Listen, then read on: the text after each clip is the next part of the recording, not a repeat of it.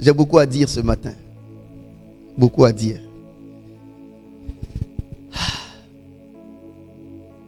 Les temps dans lesquels nous sommes en train d'aller, en tant que prophète, j'aimerais vous le dire, vous verrez de plus en plus les gens mourir. Et ça ne sera pas seulement en fin d'année, pour que vous ayez l'impression que ce sont les esprits qui tuent les gens. C'est vrai, les esprits tuent les gens. C'est vrai, les loges mystiques ôtent la vie aux gens. Mais j'aimerais vous dire que, en tant que prophète, et je parle sans trembler, je suis du haut de la chair et je le dis parce que c'est une révélation que Dieu m'a donnée hier à 24 heures. Le Seigneur m'a dit, mon fils, vous verrez de plus en plus ces derniers temps des personnes quitter la terre parce que je veux emmener les hommes à s'habituer à la mort. Pour que la mort ne fasse plus peur aux gens, que les gens considèrent la mort juste comme un passage pour aller dans la vraie vie. Et le Seigneur m'a dit, n'ayez pas peur, je vous le dis, n'ayez pas peur, vous qui avez peur, n'ayez pas peur. Le Seigneur m'a dit que des personnes qui n'étaient pas censées mourir vont mourir. Et ça va étonner. Vous allez voir des pasteurs, peut-être que moi-même, quitter la terre comme ça avec une vitesse lumière. Vous allez voir des gens dont on n'a pas vu la mort s'annoncer, quitter la terre. Parce que le Seigneur me dit, il m'a dit hier, vous êtes en train de vivre les prémices de l'enlèvement. Et je l'ai écrit sur ma page, nous vivons les prémices de l'enlèvement. Dieu parle et il faut que les gens écoutent. C'est pourquoi j'ai toujours soutenu le fait que l'Église, dans toute son organisation, devrait prioriser les choses essentielles. Lorsqu'on crée des départements, systèmes jeunes, mouvements jeunes, et que les jeunes entrent dans ces systèmes, l'objectif c'est d'attirer, d'appâter les gens du monde. Mais on les envoie dans l'église et on les maintient dans ces systèmes jeunes, sans pour autant leur dire que celui qui est venu mourir à la croix n'est pas venu jouer à un théâtre, n'est pas venu faire un sketch, et qu'il est venu réellement parce qu'il se souciait de la vie. Il y a un problème. Ceux qui ont fait des églises où il y a beaucoup d'organisations, beaucoup de mouvements, ne se sentiront pas très bien à l'aise ici à la maison du trésor. Pourquoi? Parce que ici, on est un peu traditionnel. On commence, on prie, on fait la prière, on fait la prédication, on prie pour les gens, l'onction, tout, et puis on s'en va à la maison. Mais dans d'autres églises, il y a tellement de choses, il y a tellement d'organisations. Mais je vous dis la vérité, toutes ces organisations ont pour objectif de rendre esclaves les chrétiens. Ils ne s'épanouissent pas. Ils ne s'épanouissent pas. Quelqu'un qui va aller à l'église à 7h, 8h, qui va rester là-bas après le culte, 14h jusqu'à 17h, d'autres ont perdu leur foyer pour ça. L'église occupe tellement les gens. Mais je vous dis, toutes ces activités pour emmener les gens à demeurer dans l'église, finalement amènent les gens à se refroidir dans la foi. Ça pèse sur les gens pour rien. Je vous le dis. Des églises qui font des cultes du lundi au dimanche. Je vous dis la vérité, je ne vois vraiment pas son sens. Les gens doivent travailler, les gens doivent s'épanouir, les gens aussi doivent se reposer. Parce que le repos fait partie de l'adoration. Et il y a beaucoup de mouvements dans l'église. Beaucoup de mouvements dans l'église. C'est vrai. À force d'être dans ce genre de mouvements, on s'y habitue et ça devient normal. Mais le temps viendra où tu vas t'asseoir, tu vas faire le bilan, tu n'as pas évolué. Tu n'as pas bougé. Beaucoup de dépenses. Beaucoup d'acheter des tricots. Tricot et tricot. Tricot et tricot. À la fin, à qui ça profite vraiment? Je ne vois pas en quoi est-ce que ça participe à la foi des gens. Mais ça fait rentrer juste de l'argent dans l'église pour qu'on fasse encore plus de programmes. Ça ne participe pas vraiment à la foi des gens, à la croissance spirituelle des gens. C'est beau à voir, mais l'intérieur devient vide. Parce que les gens sont fatigués. D'autres sont obligés d'aller se vendre pour coûter des habits, pour paraître bien dans l'église. Attention, on est en train de perdre en voulant gagner et gagner. L'essentiel est devant nous. Jésus-Christ, dans son ministère, ne se préoccupait même pas à acheter un terrain, à construire des églises. C'est vrai, je ne suis pas en train de dire que Dieu est contre le fait qu'on achète des terrains et qu'on bâtisse. Mais je vous dis, le fait qu'on soit obligé, forcément dans notre manière de servir Dieu, de nous acheter des terrains et construire des églises, ça nous a amené beaucoup d'hommes de Dieu à quitter Dieu et à aller se vendre pour réaliser ces choses. Le monsieur, il vient, il attrape les gens au bord de la mer, il leur prêche l'évangile, et l'évangile était vraiment, ça coûtait pas vraiment beaucoup. Jésus attrapait les gens au bord de la mer, les gens se rassemblaient, il prêchait. Il n'y avait pas histoire de mettre des bâches pour que les gens ne sentent pas le soleil. Il n'y avait pas histoire de mettre climatiseur pour qu'on ne sente pas la chaleur. Le Seigneur attrapait les gens là où il les trouvait et il prêchait l'évangile. Et c'est cet évangile qu'il a prêché qui nous a accompagnés jusqu'ici. Vous imaginez un jeune serviteur de Dieu que Dieu a appelé. Il n'a pas de finances. Dieu t'appelle, il n'y a pas de finances. Est-ce que tu ne dois pas gagner des âmes pour ça? Tu dois obligatoirement bâtir une église pour pouvoir voir l'œuvre que Dieu m'a confiée grandir. Vous voyez quelle souffrance à laquelle je suis soumis. Et vous voyez beaucoup de jeunes serviteurs de Dieu rentrer dans les loges mystiques. La dernière fois, j'écoutais le pasteur qui est ici, le prophète Doski. Il disait, on n'a jamais compté beaucoup de chrétiens entrant dans la franc-maçonnerie comme ces derniers temps. Ces derniers temps, beaucoup de chrétiens ont rejoint la franc-maçonnerie et même des pasteurs sont rentrés dans la franc-maçonnerie. Dites-moi, quel pasteur ne sait pas que Jésus-Christ est plus puissant que la franc-maçonnerie? Qu'est-ce qui les intéresse vraiment dans la franc-maçonnerie? C'est juste les réseaux, c'est l'argent. Est-ce que je ne peux pas te prêcher l'évangile sans argent ici? Quand je prêche la caisse, quel argent? Quel argent qui sort? Mais parce que les gens ne veulent pas nous écouter si on n'a pas un beau cadre. Les gens ne veulent pas s'approcher de nous si on n'a pas un beau cadre. Et il y a des chrétiens, il y a des églises qui nous ont amenés à entrer dans ce genre de jeu. Lorsque les églises qui en ont beaucoup, mettent la barre haute, ce que Dieu appelle aujourd'hui, quand le Seigneur t'appelle, il ne se soucie pas des bâtiments, il se soucie des âmes.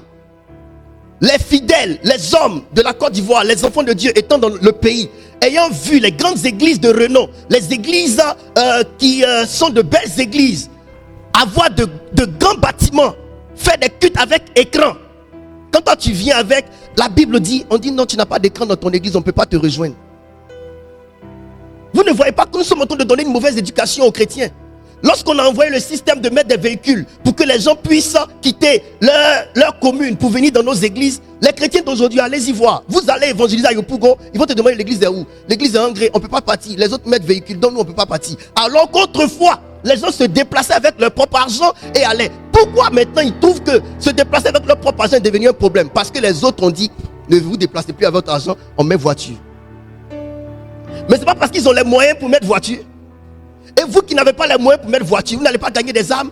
Et les fidèles ne vont pas écouter ce genre de serviteurs de Dieu. Pourquoi? Parce qu'ils n'ont pas de véhicule à mettre à leur disposition. Et Jésus viendra nous enlever et on n'aura pas accepté le salut parce qu'on attendait véhicule.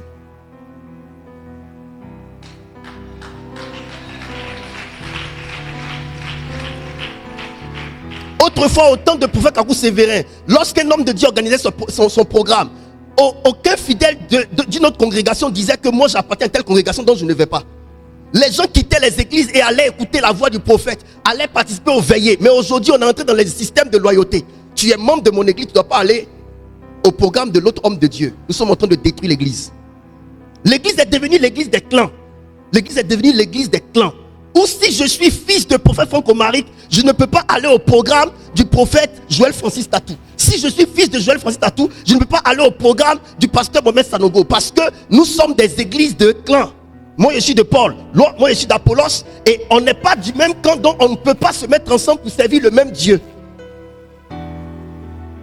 Et crescendo, nous sommes en train d'emmener une mauvaise éducation dans le corps du Christ. Jésus viendra nous chercher, ne tenant pas compte de toutes ces différences que nous mettons entre nous.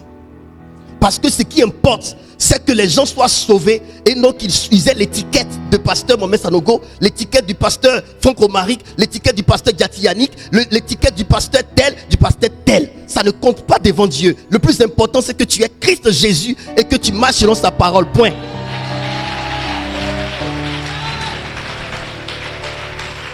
Point. Sincèrement, j'ai pris beaucoup de temps à réfléchir. Quand la mort vient taper à la porte, la mort a déjà demandé tu appartiens à quelle église avant de t'enlever. C'est pourquoi arrêtons un peu ce genre de choses. Donnons Jésus aux gens. Celui qui pense qu'il se sent à l'aise à la monnaie du trésor, c'est son choix. Moi je n'ai jamais dit à quelqu'un ne va pas ici, ne va pas là-bas, ne viens pas ici. Je pense que nous sommes peut-être même en retard parce que j'ai dit à beaucoup de personnes de retourner vers leur pasteur, aller se réconcilier. Si j'étais aussi comme les autres, je les prenais, manger avec eux, les draguer pour qu'ils viennent, ils restent ici. Je pense qu'on serait plus nombreux que ça. Mais je préfère avoir les gens qui veulent être ici d'eux-mêmes que d'avoir les gens qui sont là parce qu'on les y a obligés.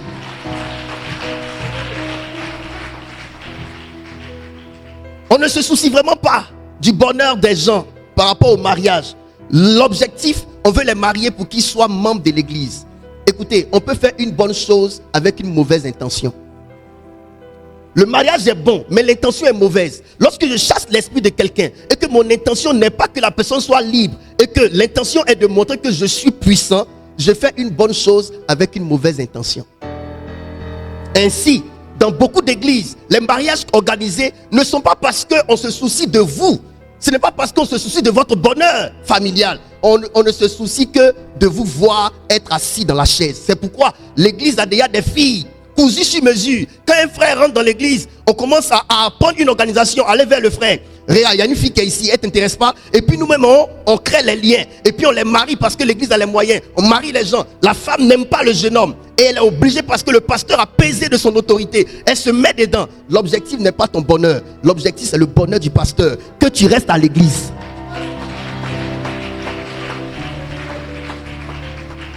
Et on s'étonne de voir que dans les églises, il y a beaucoup de divorces. Mais il y a beaucoup de divorces parce qu'il y a des mauvais mariages. Est-ce que vous comprenez ça? Un mauvais mariage va virer forcément au divorce. Finalement, on ne pense plus à ce que les gens iront au ciel. On pense que l'église va rester. Un jour, Jésus passait devant la synagogue et les gens ont posé la question. Jésus a dit, ici, il ne restera pas pierre sur pierre de ce temple. Ce temple sera détruit. Jésus n'a rien à voir avec les bâtiments. C'est les hommes qui l'intéressent. C'est leur salut qui les intéresse. Une église peut avoir été bâtie avec 2 milliards, 3 milliards. Mais au jour de l'enlèvement, les 3 milliards vont rester ici et les hommes vont s'élever pour aller dans les airs.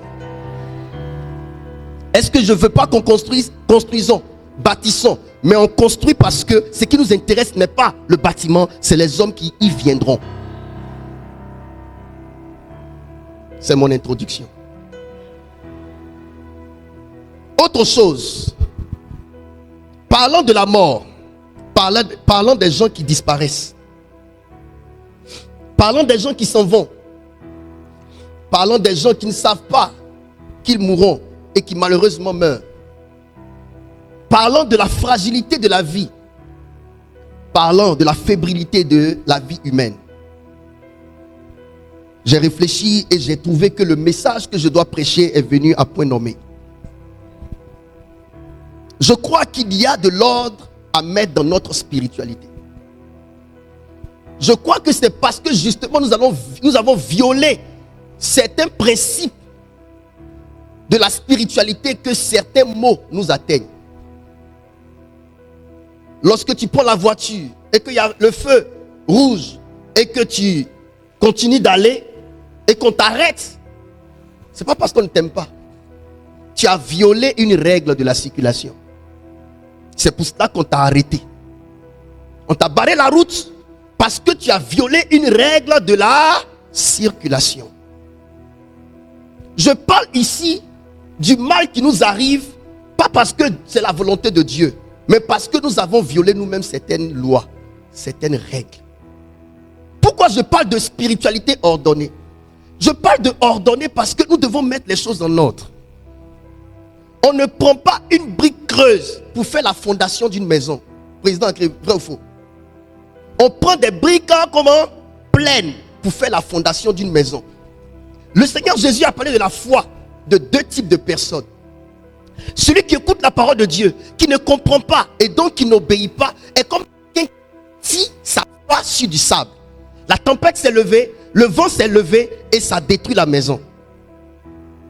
Et celui qui a entendu la parole de Dieu, a compris et a obéi à cette parole de Dieu, a bâti sur le roc, fondation.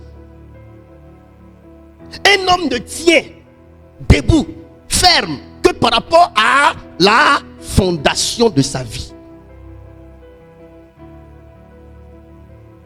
Si nos vies sont si faibles au devant des intempéries, c'est parce que justement notre vie est belle. Cependant, elle ne tient pas sur une fondation solide. Si certains esprits peuvent nous dézinguer, donc nous tuer, ce n'est pas parce que notre vie n'est pas brillante. les gens qui meurent sont des personnes qui ont beaucoup de talent. La vie est belle, la vie est extraordinaire. Les gens d'Israël ont dit, le séjour de la ville est bon, mais les eaux sont mauvaises.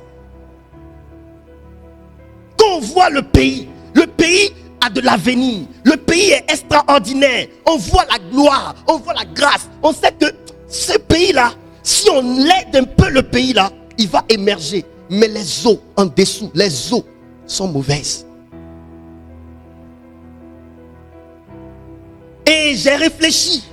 J'ai dit, tout est une question de fondation. Lorsque la tempête se lève contre une maison, lorsque le vent souffle contre une maison, ce n'est pas une menace, à vrai dire. Ce n'est pas une menace. C'est un test de solidité de la maison. Le vent souffle sur toutes les maisons. Les tempêtes se lèvent contre toutes les maisons. Le vent souffle sur tous les hommes. Les tempêtes se lèvent contre tous les hommes. Ce n'est pas toujours une menace de prime abord, mais c'est un test pour voir si tu es solide, si tes fondements sont solides. Souvent on se pose la question, mais Dieu qui nous aime tant, pourquoi laisse-t-il les tempêtes? Mais pourquoi Dieu va-t-il t'épargner des choses dont tous sont part? Pourquoi seras-tu accepté? Pourquoi seras-tu accepté? Ce n'est pas Dieu qui fait mal. C'est toi qui n'as pas compris qu'un jour viendra, la tempête se lèvera sur toi. Le vent soufflera sur toi pour affermir ta fondation. Et c'est ça l'esprit de sagesse de Job. Job se disait, on ne sait jamais. Peut-être que mes enfants ont-ils péché contre Dieu dans leur cœur. Il élevait des holocaustes. C'est parce qu'il savait qu'un jour, le vent peut souffler.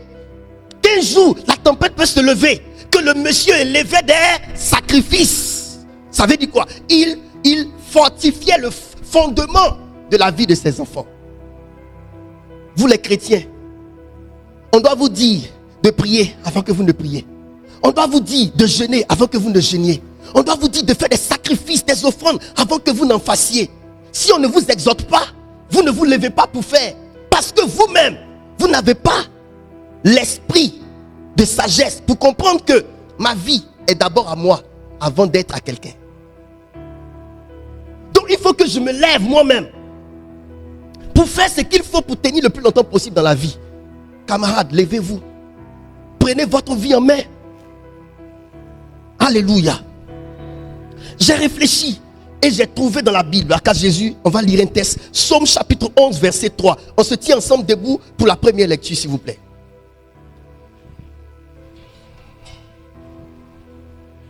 Psaume le chapitre 11, le verset 3, dit la parole. Quand les fondements sont renversés, le juste, que fera-t-il? Que ferait-il? Je veux qu'on lise ensemble avec le peuple de Dieu. 1, 2, 3. Quand les fondements sont renversés, le juge, que ferait-il? Alléluia. Asseyez-vous. Regardez ici. Fondement. C'est ce sur quoi ta vie est bâtie. Ce sur quoi ta foi est bâtie. Ce sur quoi ton entreprise est bâtie. Ce sur quoi ton mariage est bâti. Les piliers, les fondements. Ce sur quoi le ministère est bâti. Ta vie. Alléluia.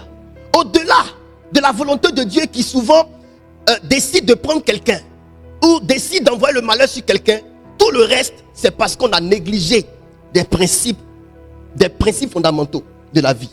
Amen. Ici, c'est le Seigneur qui parle. Il dit quand les fondements sont renversés, le juste, que ferait-il?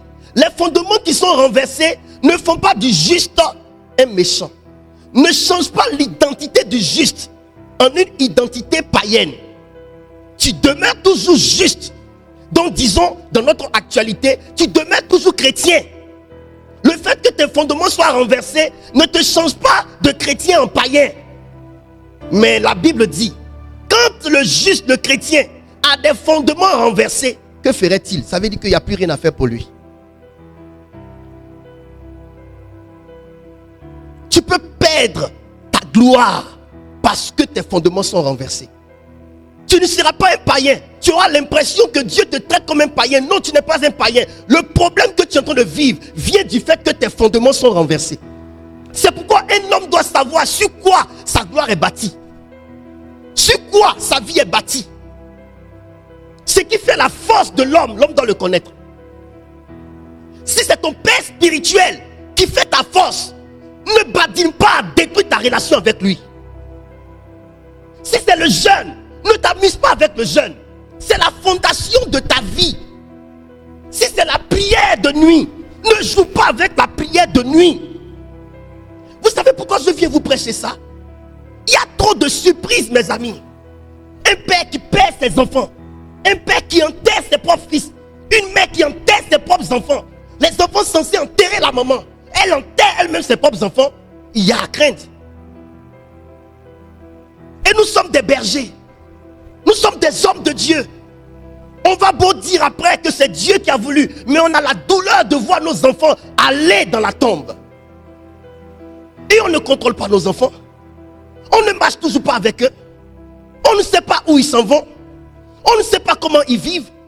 Ils viennent à l'église quand ils veulent. Ils disparaissent quand ils veulent. Et un jour tu apprends que ton enfant est décédé. Il y a à craindre. Il faut que nous parlions.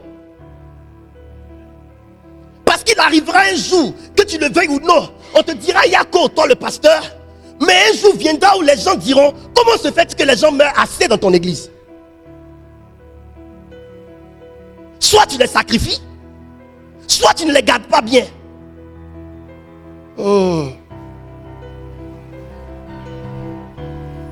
Je suis venu recentrer les choses. Quand les fondements sont renversés, le juste, que ferait-il? J'ai dit à l'un de mes pères, papa, je ne peux pas faire ça. Papa, pardon, ça je ne peux pas le faire. Il ne m'a pas compris. Mais c'est parce que justement, ce que tu me demandes de faire est contraire au fondement de ma vie. Papa, si je t'obéis ici, papa, je perds tout. Parce que Dieu m'a interdit de désobéir à ce qu'il me dit. Le vieux prophète n'a-t-il pas trompé le jeune prophète? Le jeune prophète n'a-t-il pas été trompé? Est-ce que Dieu a excusé le jeune prophète? Parce que dans le domaine de Dieu qui te parle, il n'y a pas d'excuse lorsque tu désobéis.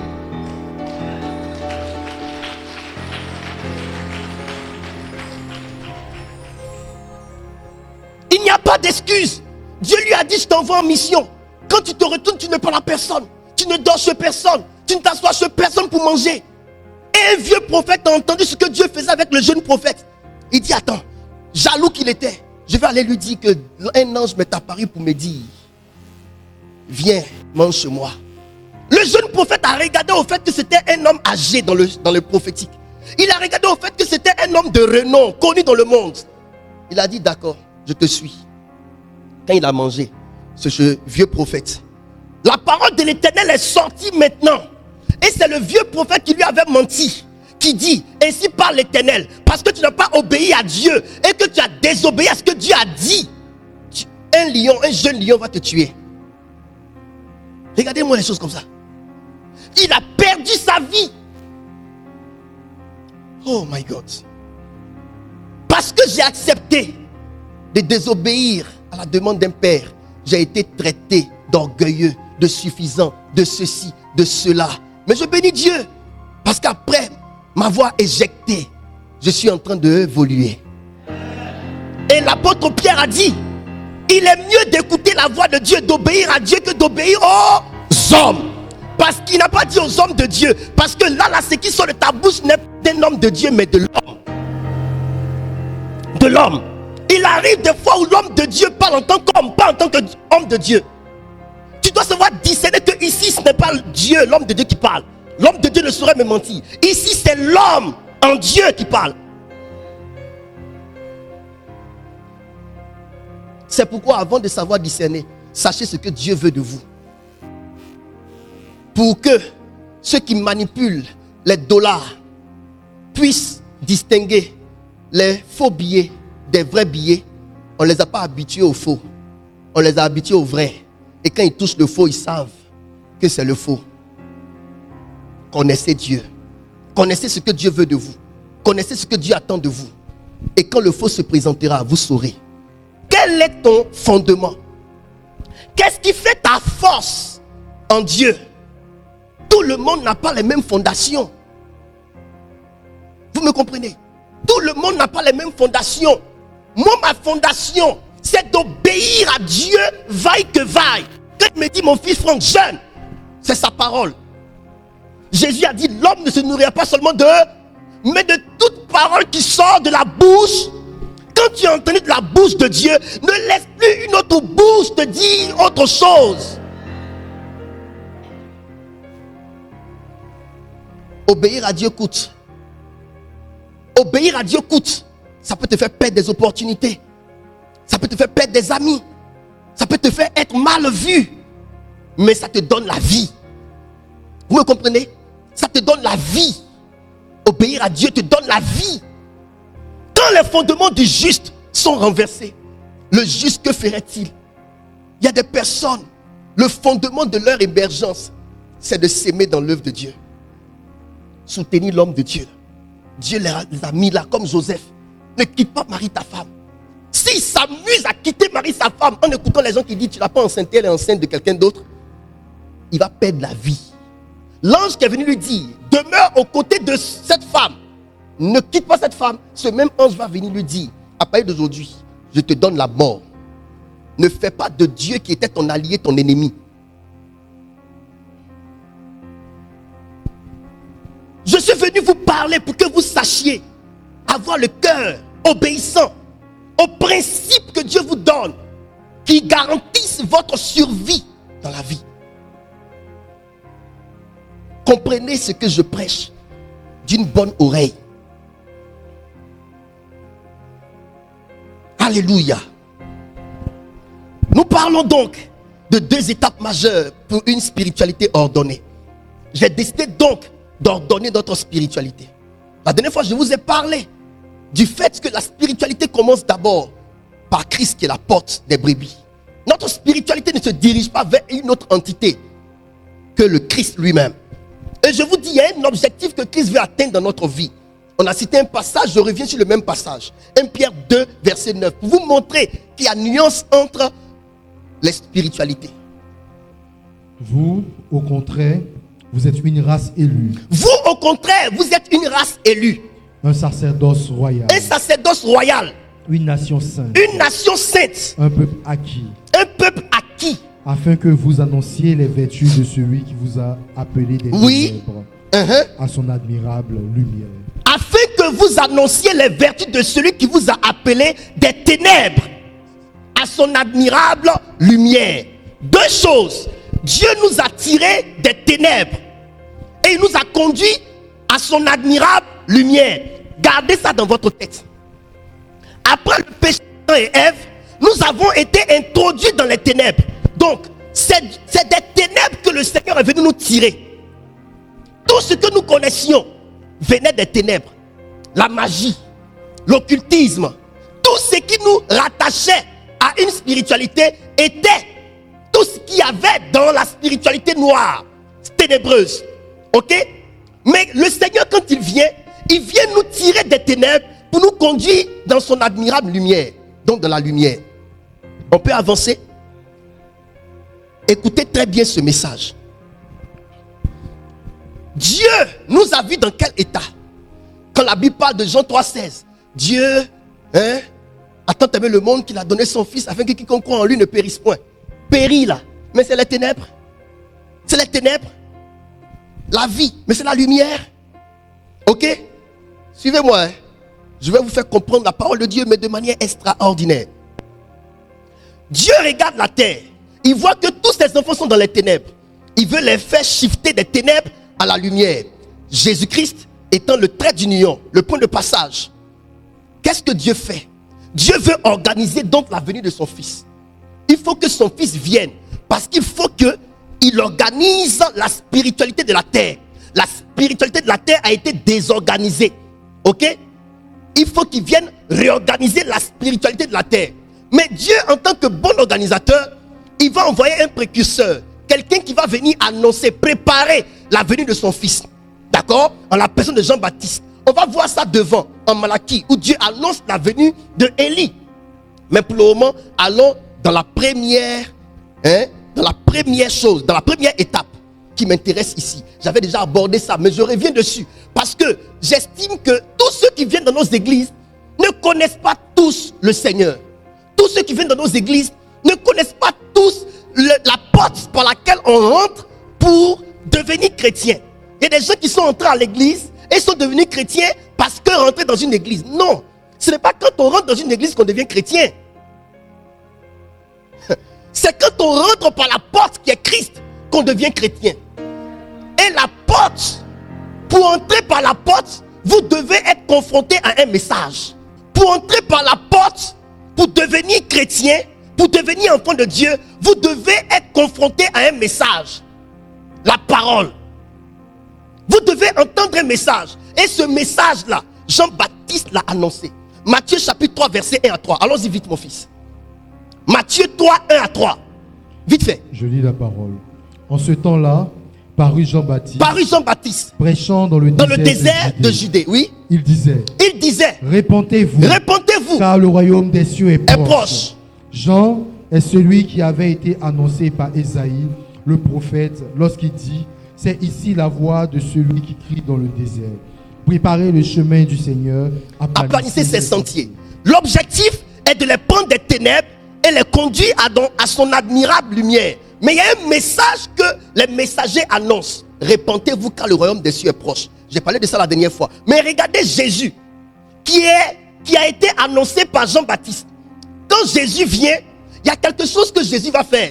Il va attendre qu'il reçoive l'information selon laquelle Jean-Baptiste, qui était son précurseur, avait été arrêté. Et il va prendre son ministère, en commençant par le ministère que Jean-Baptiste a laissé. Jésus va commencer son ministère en annonçant le message de Jean-Baptiste. Vous allez voir tout de suite. Matthieu 4. Matthieu 4, 12 à 19. Ça veut dire quoi? Jean-Baptiste est venu pour préparer le chemin du Seigneur. Quand Jésus vient et qu'il passe par les eaux du baptême et que Jean-Baptiste finit de faire toute cette mission, Jésus apprend que Jean-Baptiste a été livré. Dès que Jésus entend ça, il prend maintenant la responsabilité de son ministère en commençant par le ministère de Jean-Baptiste. Jean-Baptiste avait un seul message. Préparez-vous, répentez-vous, car le royaume est proche. Jésus va commencer son ministère par le même message. Pourquoi? Parce que c'est une continuité. Les deux travaillent dans le même esprit. Les deux travaillent en visant les mêmes objectifs. Commence. Jésus, ayant appris que Jean avait été livré, se retira dans la Galilée. Très bien. Il quitta Nazareth et vint demeurer à Capernaum. Oui. Situé près de la mer, dans le territoire de Zabulon et de Nephtali. Suivez très bien. Afin que s'accomplisse ce qui avait été annoncé par Ésaïe le prophète. Oui. Le peuple Zabulon et de Nephtali, de la contrée voisine de la mer, du pays au-delà du Jourdain, des gentils, ce peuple assis dans les ténèbres. Vous allez voir, quand je parle de ténèbres et admirable lumière, l'objectif de Jésus, il commence son ministère pour vous montrer que Dieu est venu par lui pour retirer les gens des ténèbres et les conduire à son admirable lumière. Et regardez ici. Après que Jésus ait appris que Jean-Baptiste a été livré, il commence son ministère là. Regardez. Ce peuple assis dans les ténèbres a vu une grande lumière. N'est-ce pas? Ténèbres et lumière. Est-ce que vous ne voyez pas? Vous comprenez? Donc l'objectif, c'est de nous faire sortir de la spiritualité ténébreuse pour nous emmener dans la spiritualité lumineuse. Donc Jésus vient, le premier peuple qu'il attaque est un peuple qui est assis dans les ténèbres. Donc c'est dans cet état-là que nous étions tous. Et c'est de cet état-là que le Seigneur nous tire pour nous emmener dans l'état de lumière. Mais regardez. Vas-y, fils. Ce peuple assis dans les ténèbres a vu une grande lumière. Très bien. Sur ceux qui étaient assis dans la région de l'ombre de la mort, la lumière s'est levée. Dès ce moment, Jésus commença à prêcher et à dire, répentez-vous, car le royaume des cieux est proche. Comme il marchait le long de la mer de Galilée, il vit deux frères, Simon, appelé Pierre, et André, son frère, qui jetaient un filet dans la mer, car ils étaient pêcheurs. Très bien. Il leur dit, suivez-moi, et je ferai de vous pêcheurs d'hommes. Du coup, quand Jésus vient et qu'il vient pour sortir le peuple qui était dans les ténèbres, pour les emmener dans la lumière, lui-même étant la lumière du monde, il s'en va après et il annonce le message de Jean-Baptiste. Il y a un message qui nous est annoncé et qui nous invite à rejoindre la famille chrétienne. Le message de repentez-vous. Repentez-vous, le royaume des cieux est proche, est tout simplement un autre type de message qui explique ce dans quoi nous étions. L'atmosphère dans laquelle nous étions, l'état dans lequel nous étions. Nous étions dans un état de ténèbres, donc soumis à Satan et à ses sujets. Et Christ nous tire de là pour nous emmener où? Dans la lumière. Mes chers parents, si vous n'avez pas encore accepté Jésus-Christ comme Seigneur et Sauveur personnel, vous êtes tout à fait dans les ténèbres. Et l'ombre de la mort plane sur vous. Oui, l'ombre de la mort plane sur vous. Peu importe combien d'années vous allez passer sur la terre, le jour où vous mourrez, vous irez rapidement en enfer. Je suis venu parler à quelqu'un qui jusqu'ici rentre dans les églises, s'assoit, fait même les offrandes, mais n'a pas encore décidé de donner sa vie à Jésus-Christ. Est-ce que vous savez que tout homme qui vient à l'église, qui fait les offrandes, même qui participe aux prières, n'est pas forcément enfant de Dieu? Il y a des gens qui ne font qu'imiter les chrétiens, mais ils ne sont pas eux-mêmes chrétiens. Parce que être chrétien commence déjà par une décision du cœur. Le cœur de l'homme décide de s'ouvrir à Jésus-Christ. Un homme peut être avec une femme des années, cependant son cœur lui est fermé. Et c'est un jour quand il trouvera celle qu'il veut, qu'il dira à cette dernière: j'étais là, c'est vrai, mais par pitié, par ceci, par cela, mais je ne t'avais pas donné mon cœur. Quelqu'un peut te donner son corps et te priver de son cœur. Jésus-Christ n'a pas besoin de ton corps, il a besoin de ton cœur. C'est pourquoi il frappe à la porte, pas de ton corps, à la porte de ton cœur. Si tu entends sa voix et que tu ouvres, il entre et il soupira avec toi. Lorsque l'homme n'a pas encore accepté Jésus dans son cœur, il peut venir de temps en temps, il est juste qu'un invité.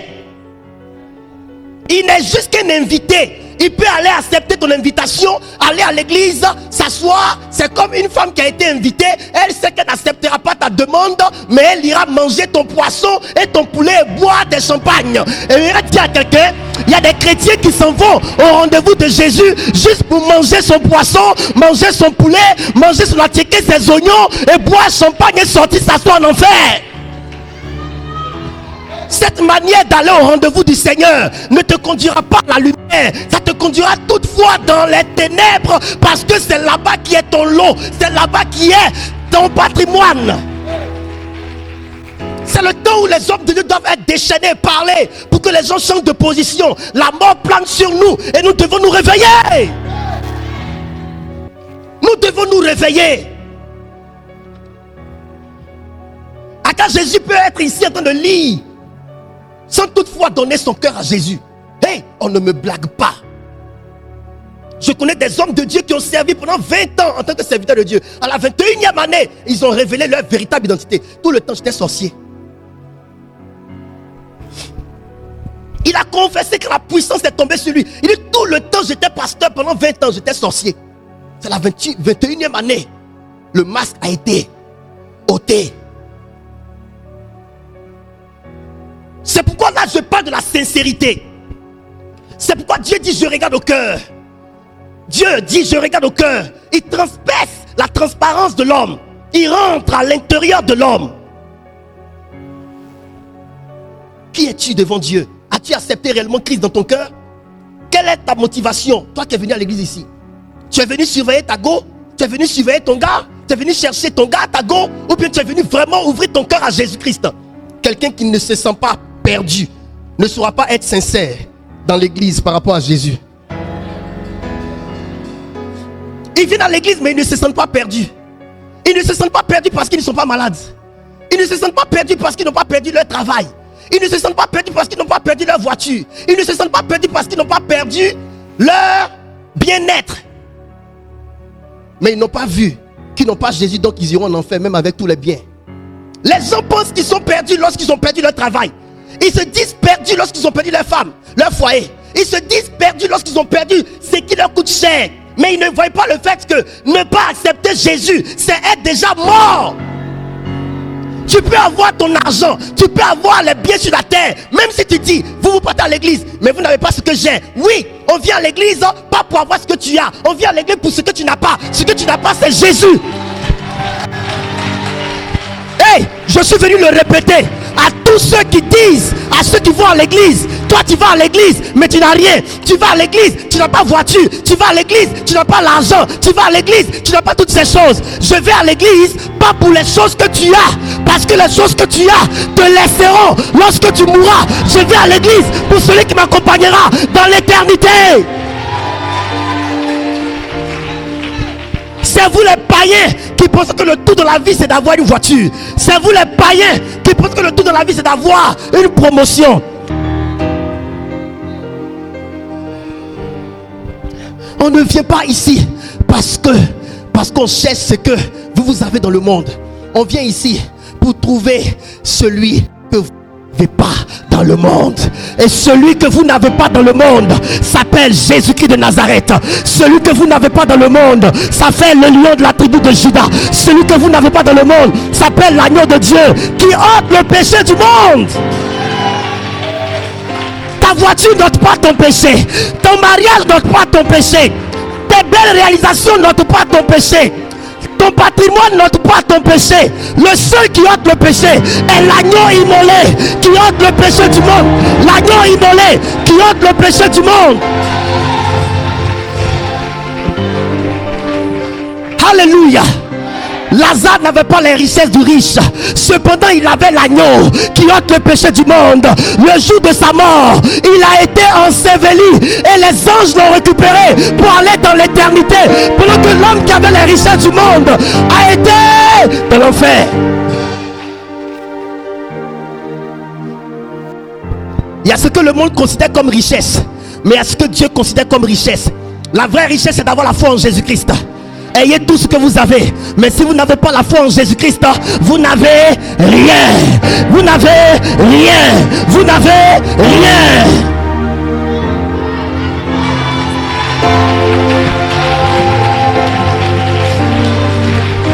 Je veux amener les chrétiens à ne plus se sentir complexés devant les païens avec leur bon parfum, avec leur promotion, avec leur ceci, avec leur cela. Parlez vos 10 langues, on s'en fout. Si vous n'avez pas Jésus, vous n'avez rien. Parlez vos 5 langues, on s'en fout. Si vous n'avez pas Jésus, vous n'avez rien. Ayez vos belles voitures, on s'en fout. Si vous n'avez pas Jésus, vous n'avez rien.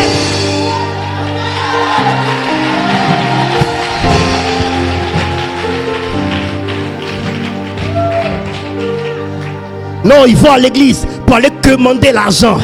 Il y a plus que l'argent que nous on a. On a Yeshua El Mashiach. On a le lion de la tribu de Juda.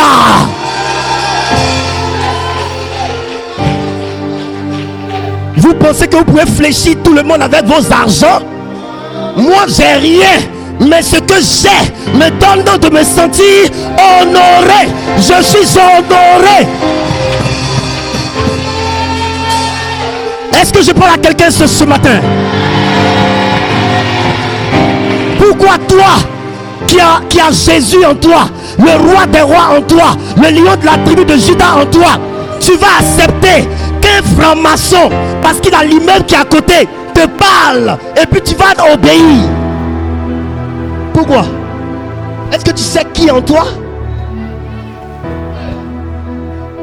Est-ce que je parle? Allez-y avec vos argents, allez-y avec votre portefeuille, allez-y avec toutes ces choses. Vous avez tout ça, mais vous ne pouvez pas arrêter le mensonge. Vous avez tout ça, mais vous ne pouvez pas arrêter la malhonnêteté. Vous avez tout ça, mais vous ne pouvez pas arrêter le vol. Mais nous, on n'a peut-être pas ce que vous avez, mais on est honnête. On est honnête, on est sérieux, on est digne, on est propre, parce que on a Jésus. Est-ce que je parle à quelqu'un? Oh là là, je ne peux pas m'abaisser devant quelqu'un parce qu'il a l'argent. Tu as l'argent, tu n'as pas Jésus-Christ. Je sais que tu me fais pitié. Tu as l'argent, tu n'as pas Jésus-Christ. Tu me fais pitié. Tu as l'argent, tu n'as pas Jésus-Christ. Tu me fais pitié. Tu ne sais pas que tu t'en vas en enfer avec ça.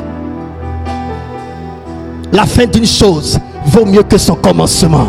Si ta fin c'est l'enfer, c'est que ton commencement c'est l'enfer.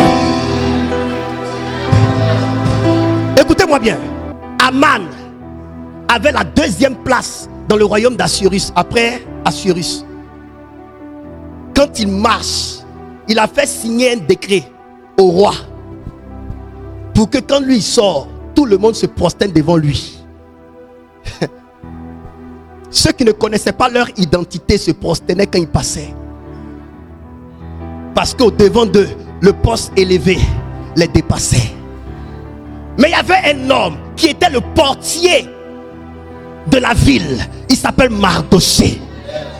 Mardoché avait en lui le Dieu des Hébreux. Mardoché avait en lui le Dieu véritable. Aman passait, les gens se prosternaient. Il est arrivé devant Mardoché. Mardoché était arrêté comme ça. Aman est entré sur la maison, cœur brûlant. Il ne pouvait pas supporter qu'un Hébreu ne se prosterne pas devant lui. Mais que vaut les genoux de l'Hébreu devant ta grande richesse? À cause de ce qui n'a pas accepté de plier ses genoux devant lui, sa richesse était devenue comme du foin. Ça ne représentait plus rien à ses yeux. Chrétien, tu as Dieu en toi. Ne te prosterne pas devant le païen. Ne te prosterne pas devant le païen. Ne te dévalorise pas, ne te dilue pas. Le Dieu qui est en toi a besoin de tes genoux. Tes genoux ne doivent pas être devant un mystique, un franc-maçon.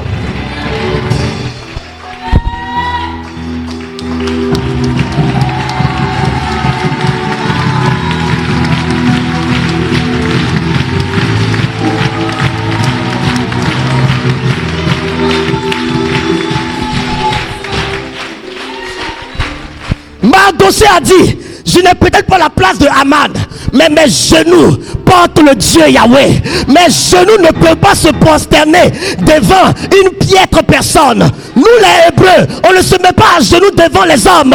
On se met à genoux devant le Dieu Yahweh. Devant le Dieu Yahweh.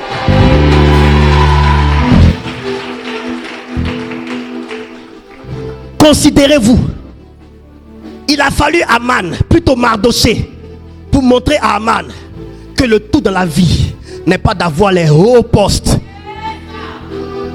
Vous savez ce qu'il a fait? Il est allé voir sa femme et ses amis. Il a parlé. Il dit, je vais le faire tuer. La menace était sur Mardoché. Mardoché ne savait pas. Il est allé ériger un poteau pour pendre Mardoché. Alléluia. Dès qu'il a érigé le poteau, le Dieu de Mardoché s'est réveillé. Ton Dieu n'est pas une idole qui a les yeux et qui ne voit pas. Ton Dieu n'est pas une idole qui a les bras et qui ne bouge pas. Ton Dieu n'est pas une idole qui a une bouche et qui ne parle pas. Ton Dieu n'est pas une idole qui a des pieds et qui ne marche pas. Ton Dieu est vivant. Ton Dieu est vivant. Ceux qui sont en train d'ériger des poteaux pour vous tuer parce que vous êtes des fils de Dieu et que vous refusez de leur obéir, Dieu est en train de se lever. Écoute, Dieu a dit, mon fils unique sera pendu sur la croix. Un poteau n'est rien comparé à la croix. C'est peu de choses. Vouloir tuer mon fils Mardoché avec un poteau, alors que moi-même mon fils a pris la croix. Attention, le poteau ne peut pas s'égaler à la croix. Le roi Assuérus dormait. Il est sorti de son sommeil. Il n'arrive pas à dormir. Il dit, mais quelque chose se passe. Il n'arrive pas à dormir. Emmenez-moi le livre des annales. Il veut feuilleter le livre des annales. Dieu a coupé son sommeil à cause de Mardoché. Pourquoi? Parce que Mardoché a fait le bonheur de Dieu. Et la Bible dit, ton Dieu ne sommeille ni ne...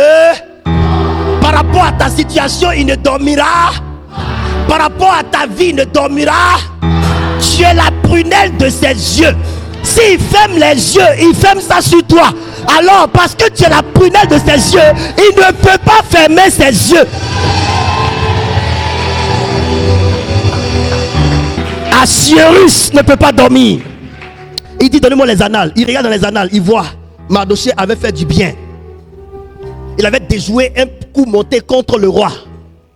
Il dit, qu'est-ce qu'on a fait à celui qui a fait ça? On dit, on ne l'a pas récompensé. Il dit, ok, appelez-moi Aman. Il demande à Aman, qu'est-ce qu'on peut faire à celui qui a fait du bien au roi? Aman lui-même dit ce qu'on doit faire parce qu'il pensait que c'était de lui qu'il s'agissait. Qu'on prenne le cheval du roi, qu'on mette le dernier dessus et qu'on se promène dans toute la cour royale et qu'on dit voilà quelqu'un que le roi veut honorer. Ceux qui voulaient te tuer vont t'honorer. Ceux qui voulaient te tuer vont t'honorer. Ceux qui voulaient te tuer vont t'honorer. Ceux qui voulaient te tuer vont t'honorer. Ceux qui voulaient te tuer vont t'honorer.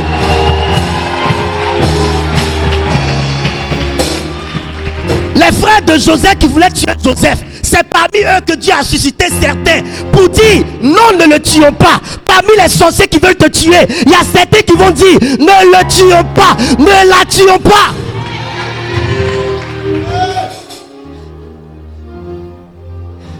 L'héritage des fils de Dieu, c'est la vie. Cette vie surpasse la mort. Quand la mort quitte, quand ça vient, ça tombe dans la vie. La mort devient la vie. Toutes les attaques de l'ennemi contre toi seront transformées en bénédiction pour toi. Tu veux toucher à l'enfant de Dieu parce que tu l'as connu dans son passé. Tu ne sais pas ce que l'enfant de Dieu est devenu après qu'il t'ait tourné le dos.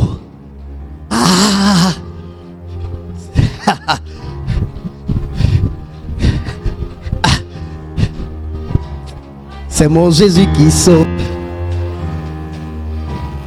C'est mon Jésus qui sauve. C'est mon Jésus qui sauve. C'est mon Jésus qui sauve. Est-ce que tu sais ça? C'est mon Jésus qui sauve. C'est mon Jésus qui sauve. C'est mon Jésus qui sauve. Il t'a sauvé de la mort. C'est mon Jésus qui sauve. Il t'a sauvé de l'enfer. C'est mon Jésus qui sauve. Il te sauvera de la maladie. C'est mon Jésus qui sauve. Il te sauvera des attaques du diable. C'est mon Jésus qui sauve. Il te sauvera de la mort prématurée. C'est mon Jésus qui sauve. Il te sauvera de la mort prématurée. C'est mon Jésus qui sauve. Il te sauvera des pièges du diable. C'est mon Jésus qui sauve. Il te sauvera de la maladie.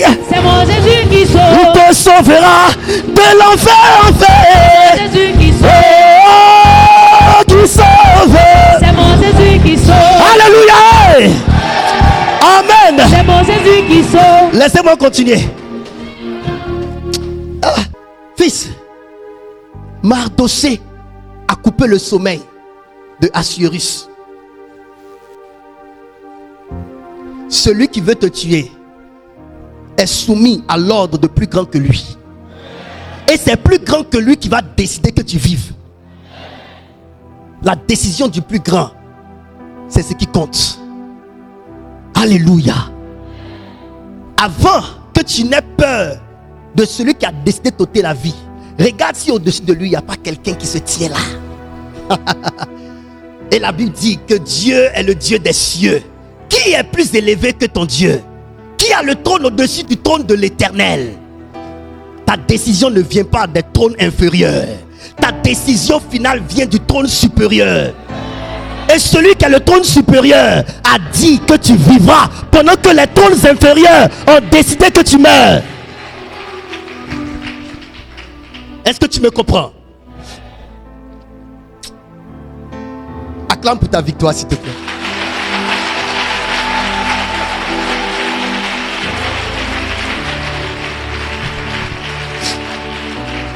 Alléluia. Vous avez le véritable. Finalement, Aman s'est levé, il est allé rencontrer sa femme et ses amis. Regardez ce que j'ai subi aujourd'hui, la plus grande honte de ma vie. Moi, je suis allé devant le roi Assuérus. Il m'a posé un problème. Je pensais que c'était de moi qu'il s'agissait. Et il m'a emmené moi-même prendre le cheval, me promener pour crier devant tout le monde que voilà l'homme que le roi veut élever, veut récompenser. Et qui c'était? Mardochée. Ses amis lui ont dit, si le Mardoché au devant de qui tu as commencé à tomber est un hébreu, tu ne pourras pas te relever. Parce que le Dieu des Hébreux est un Dieu qui, quand il commence, termine toujours. C'est pourquoi garde à ceux qui veulent se lever contre les fils de Dieu. Tu n'as pas à avoir peur. Tu n'as pas à trembler devant ceux qui ont leur argent. Regardez certains ministres du président Oufoué. Ils n'ont plus rien. Pourtant, c'était les hommes les plus puissants de l'époque d'Oufoué. D'autres prennent le bus. Regardez certains ministres du président Gbagbo. Certains n'ont plus rien. Beaucoup sont morts comme ça. Le pouvoir, ça passe. C'est pourquoi gardez votre Dieu. Il y a des gens qui se prennent pour les tout-puissants. Et ils sont de passage. Mais toi, ton Dieu est Dieu éternellement. Vous me comprenez? Vous me comprenez? Il y a des enfants de Dieu qui n'ont pas tout ce que certains qui n'ont pas Jésus-Christ ont. Mais ils vivent même mieux, sans stress. Ils dorment bien, leur sommeil est léger. Mais vous les voyez avec leur argent et leur voiture. C'est tout ce qu'ils ont. Donc ils vantent ça. Mais quand le lit les recueille, ils sont tourmentés. Parce qu'ils ont tué tellement de gens pour avoir leur richesse. Les âmes des gens les tourmentent la nuit. Ils sont obligés de se droguer. C'est pourquoi regardez, quand ils sont au pouvoir, la drogue circule. Parce que c'est ce qu'ils prennent pour avoir des légers sommeils. Ils sont dans les femmes parce que c'est une drogue pour eux. C'est ce qui leur permet d'être un peu soulagés. Et plus ils veulent se soulager avec ces choses, ils se tourmentent encore davantage. Ton petit pain que tu manges, tu finis de manger, tu bois l'eau. Ton ventre est plein, tu dors paisiblement. Le matin, tu te réveilles sans difficulté. Bénis Dieu pour ça.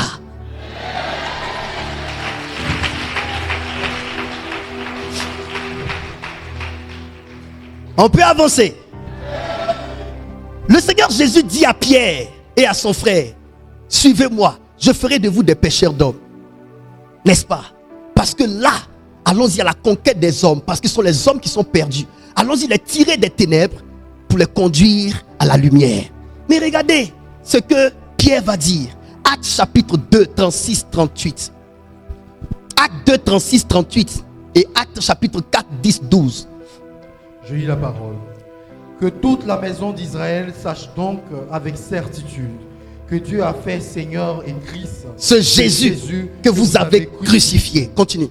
Après avoir entendu ce discours, il eut le cœur vivement touché et il dit à Pierre et aux autres apôtres, hommes frères, que ferons-nous? Pierre leur dit, répentez-vous et que chacun de vous soit baptisé au nom de Jésus pour le pardon de vos péchés et vous recevrez le don du Saint-Esprit. Voici comment on entre. Voici comment on entre dans cette famille. Voici comment on entre dans le royaume de Dieu. Il y a un message qui précède toujours. Le message de répentez-vous. Et les gens ont dit, après que Pierre ait prêché, ils ont eu le cœur vivement touché. Ils ont dit, qu'est-ce qu'on doit faire? Il dit, répentez-vous. Et que chacun de vous soit baptisé. La repentance, c'est le basculement du monde des ténèbres au monde de la lumière. Quand il dit répentez-vous, il dit basculer des ténèbres à la lumière. Migrer des ténèbres à la lumière. Changer de position. Étant dans les ténèbres, vous ne pouvez pas accepter Jésus. Décidez de sortir des ténèbres et alors votre acceptation de Jésus aura un sens. Je vous l'ai dit dimanche dernier, la conversion de ces gens de ce siècle acceptaient Jésus, mais tenant toujours le diable. Et c'est pour cela que beaucoup meurent. Parce qu'on a des fausses conversions.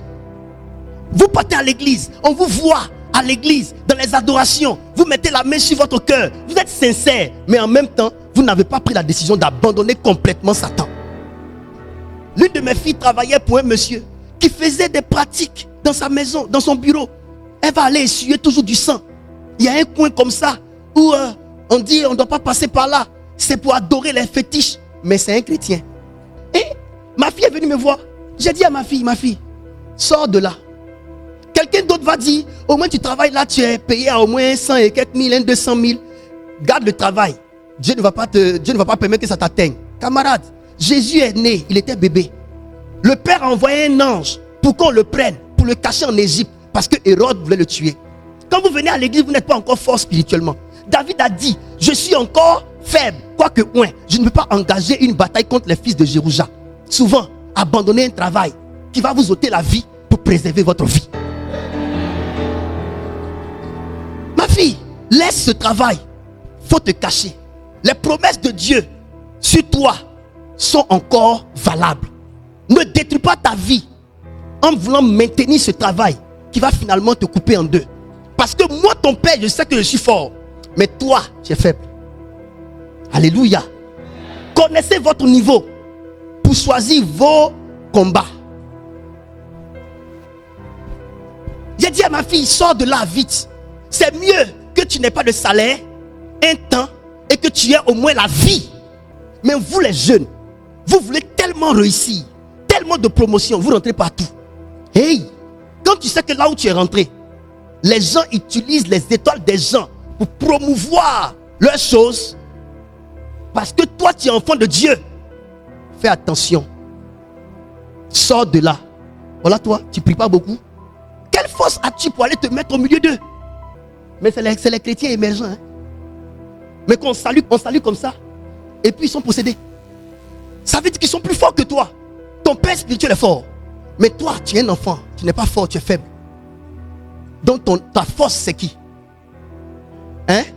Ta force, c'est qui? C'est ton père spirituel. Maintenant, ton père te dit, fais ça. Tu ne fais pas. Sortir de la couverture de son père, qui est notre force, c'est désobéir à l'ordre que ton père te donne. Mon fils Génon, ah papa, ils ont coupé mon intestin. Aïe, Dieu ne savait pas. On dit Génon. Il y a un monsieur catholique à Moussou. Il avait des blocages. Il fait de grosses affaires. Des milliards et des milliards. Et chaque fois, il se retrouvait avec zéro. Son histoire est vraiment extraordinaire. Il prend quelqu'un comme ça, il dit, viens, associe-toi à moi pour faire. Et la personne s'en sort avec 100 millions. Mais lui, tu sais ce qui lui revient à la fin. Quand il explique, tu vas rire. Il dit, papa, à la fin, c'est 5 000 francs que moi-même qui ai le projet, je gagne. 5 000. Il dit, tu dis quoi? Il dit, je n'exagère pas. Il te montre les photos avec le président Alassane, avec sa femme. Tous trois, dessus, tout ça. Mais le monsieur, il ne s'en sort pas. Mais il avait tête dure. J'avais commencé à prier pour lui. Les choses ont commencé à bouger. Je l'appelle, maintenant il ne décroche plus. Les Espagnols sont venus, ils sont allés à l'intérieur pour aller faire affaire. L'argent disparu. Tout l'argent disparu des mallettes. Qui a volé? Personne n'a volé. L'argent disparu. Le monsieur avait un problème avec les eaux du Bénin. Il était béninois. C'était les eaux du Bénin qui le combattaient. Quand il est revenu me demander pardon, j'ai accepté. J'ai dit, Dieu me dit qu'il fasse 21 jours de jeûne. Accompagne-le. J'étais malade même, mais j'ai fait le jeûne avec lui. Et il lui a dit, papa, tu dois faire 21 jours de jeûne. Il dit, oh prophète, moi j'ai fait opération, ils ont coupé mon intestin. Il dit, ça va s'allonger.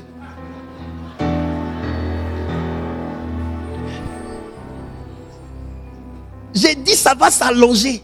Tu vas jeûner. Il a fait ce jeûne-là, on a prié. Chaque nuit, il venait à 23h et on priait. Deuxième jour, je dormais au salon, je l'attendais. Un esprit est rentré. Je croyais que c'était lui. Tellement c'était réel. Je me suis levé et il a dit, papa, l'esprit est tombé sur moi. La lampe de mon salon s'est éteinte. Combat. Je regarde le visage, c'est lui. Oh, c'était une vision. C'était une attaque. Quand je me suis débattu, je suis revenu en moi-même. Vous qui dites que les hommes de Dieu ne font rien là. On risque nos vies. Hein? On risque nos vies. Je suis rentré dans ma chambre. Il a mis mon gros drap sur moi. Je tremblais, grelottais comme ça. Quelques minutes après, le téléphone sonne. Il dit, il vient. Il tape à la porte. Quand je suis sorti, je le regarde. Je regarde ce qui s'est passé. Je l'ai regardé. Il dit, mais attends, tu es venu pour prier? Il dit, oui. J'ai voulu lui dire, attends, tu es venu m'attaquer. Et c'est là que l'Esprit de Dieu me dit, c'est l'esprit familier qui ne veut pas qu'il réussisse là qui est venu. C'est pourquoi il a son visage. On a prié. 21 jours. C'est à 15h, le monsieur est venu chez moi. Ils ont signé 15 contrats pour lui. C'était des milliards seulement. Écoutez, très bien. Quand vous avez une force, et que vous pensez que parce que vous avez une force, que cette force-là vous appartient personnellement, alors que c'est la force de quelqu'un, que vous désobéissez à la personne, tu connaîtras. Spiritualité ordonnée. On peut avancer?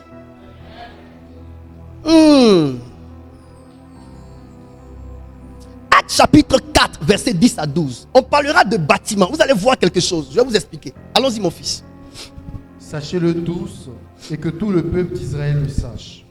C'est par le nom de Jésus-Christ de Nazareth que vous avez crucifié et que Dieu a ressuscité des morts.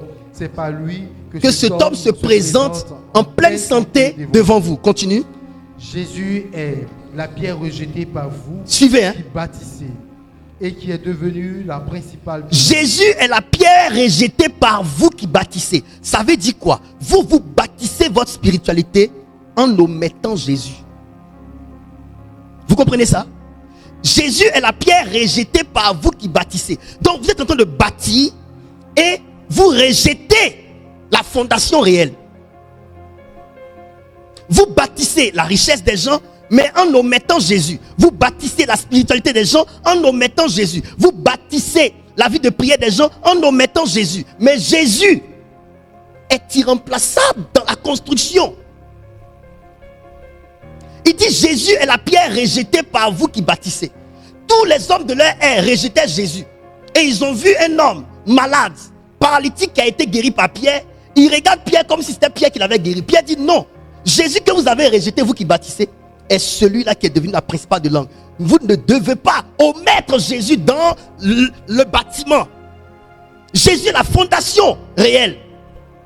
Il n'y a pas de guérison sans Jésus pour fondation. Il n'y a pas de miracle sans Jésus pour fondation. Mais vous l'avez rejeté. Donc la spiritualité de nos pères était une spiritualité dont le fondement n'était pas Christ Jésus. Et les pierres sont venues pour réinstaller la fondation réelle. Christ Jésus est la fondation. On ne bâtit pas sans lui. Ne bâtissez pas votre vie sans Jésus-Christ. Ne bâtis pas ton mariage sans Jésus-Christ. Ne bâtis pas ta santé sans Jésus-Christ. Ne bâtis pas tes richesses sans Jésus-Christ. Tu as une entreprise, mais la fondation c'est pas Jésus, c'est ton intelligence. Et si les ennemis se lèvent contre toi, eux qui sont au-dessus de ton intelligence, tu fais comment? Tu fais comment? Il dit Jésus est la pierre rejetée par vous qui bâtissez. Vous qui bâtissez. On bâtit d'abord par la fondation. Et Jésus est la pierre rejetée par vous qui devez en principe l'établir comme socle, comme fondation de votre bâtiment, de votre bâtisse. Quand je parle de manière ordonnée. Je parle de manière méthodologique. C'est clair ce que j'enseigne. Jésus est la pierre rejetée par vous qui bâtissez et qui est devenue la principale de l'angle. Donc finalement l'objectif c'est de ramener Christ comme principal de l'angle du bâtiment. Christ est la fondation de toute vie. On peut avancer? C'est une erreur que le Seigneur est venu corriger. Vous bâtissez, mais en omettant Jésus-Christ qui est la principale de l'angle.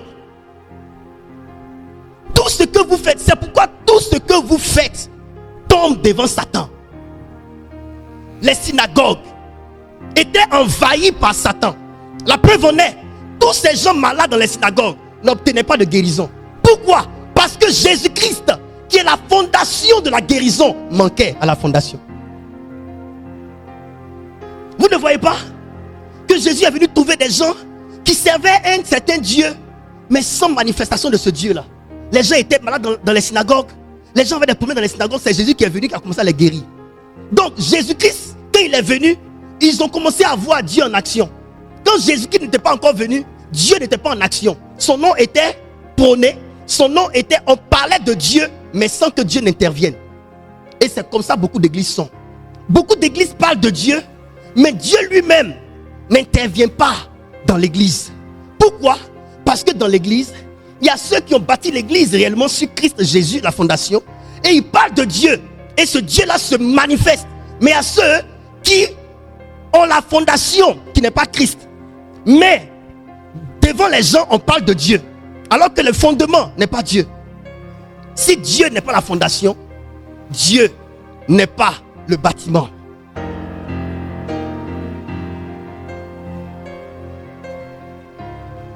Si Dieu n'est pas le fond, Dieu n'est pas non plus la forme.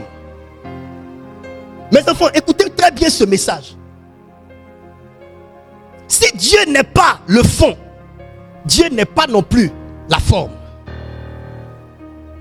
Si l'église n'est pas bâtie sur Jésus-Christ, alors comprenez que tout ce qu'on fait dans l'église n'intéressera pas le Seigneur. C'est pourquoi les gens étaient dans les synagogues mais ne guérissaient pas. J'ai été étonné. Qu'est-ce qui a fait que j'ai été révolté quand j'étais petit? J'ai commencé mes premiers pas à l'église catholique. Je ne parle pas mal de l'église catholique, mais j'ai été plutôt du côté du renouveau charismatique. Là où l'abbé Olivier, homme de Dieu, rempli du Saint-Esprit, travaillait et on voyait les malades guérir, les portes s'ouvrir, des problèmes être décantés. Mais chaque fois qu'on faisait les messes, il y avait un autre prêtre, l'abbé Jacques. Mais les messes nous faisaient dormir tous les dimanches. J'ai dit, mais non, on ne peut pas être dans un lieu où on parle de Dieu et on passe tout notre temps à dormir. Tu finis de faire la messe, les gens ont des problèmes sérieux et ils ne guérissent pas. Mais quand on dit mercredi, il faut voir tous les malades venaient au programme de l'abbé Olivier. Et je vous assure, les malades guérissaient. Attention, entre le renouveau charismatique et la messe, mes amis, j'ai commencé à faire les renouveaux, j'ai commencé à arrêter les messes. Parce que les messes m'ennuyaient. Et le renouveau charismatique me donnait la vie. Quand ils ont enlevé l'abbé Olivier, l'église était remplie de sexualité. Tout le monde a abandonné la crainte de Dieu. Parce qu'il n'y avait plus la présence de Dieu.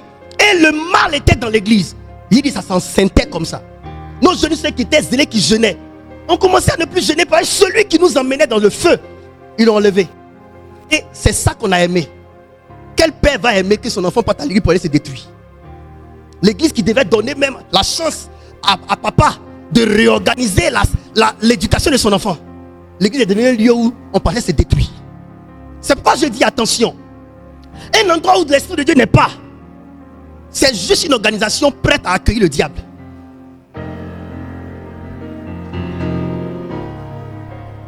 Et c'est comme ça que beaucoup de maisons de Dieu qui étaient censées être à Dieu, finalement on a donné ça au diable.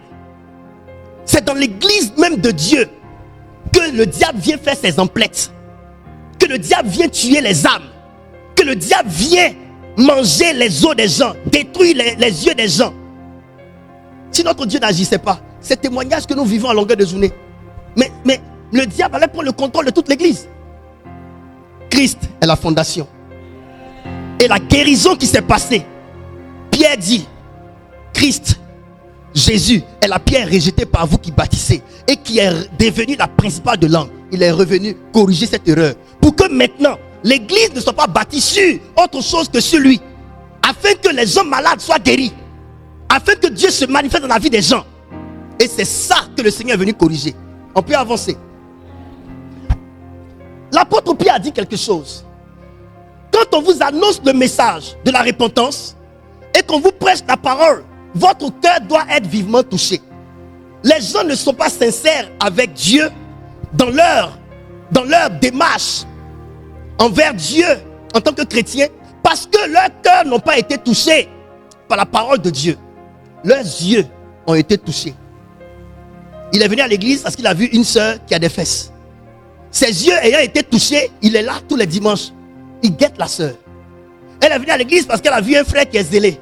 C'est ce qu'elle veut. Elle veut un homme qui est zélé. Je cherche un homme qui craint Dieu. Oh pitoko, tu vas voir ce qu'il va te montrer après. Vous voyez qu'il craint de Dieu là. Ça empêche de... Ah bon, venez nous demander. Bon, tu luttes avec la crainte là comme ça. N'est-ce pas toi Jésus? Fils, n'est-ce pas? Tu nous aides, hein? Au lieu de chercher les hommes qui ont la crainte de Dieu, toi-même commence à craindre Dieu. Voilà. Voilà. Donc, elle est là, elle vient parce qu'elle voit mon fils prudent. Quand il prend le micro, il parle. Yeah.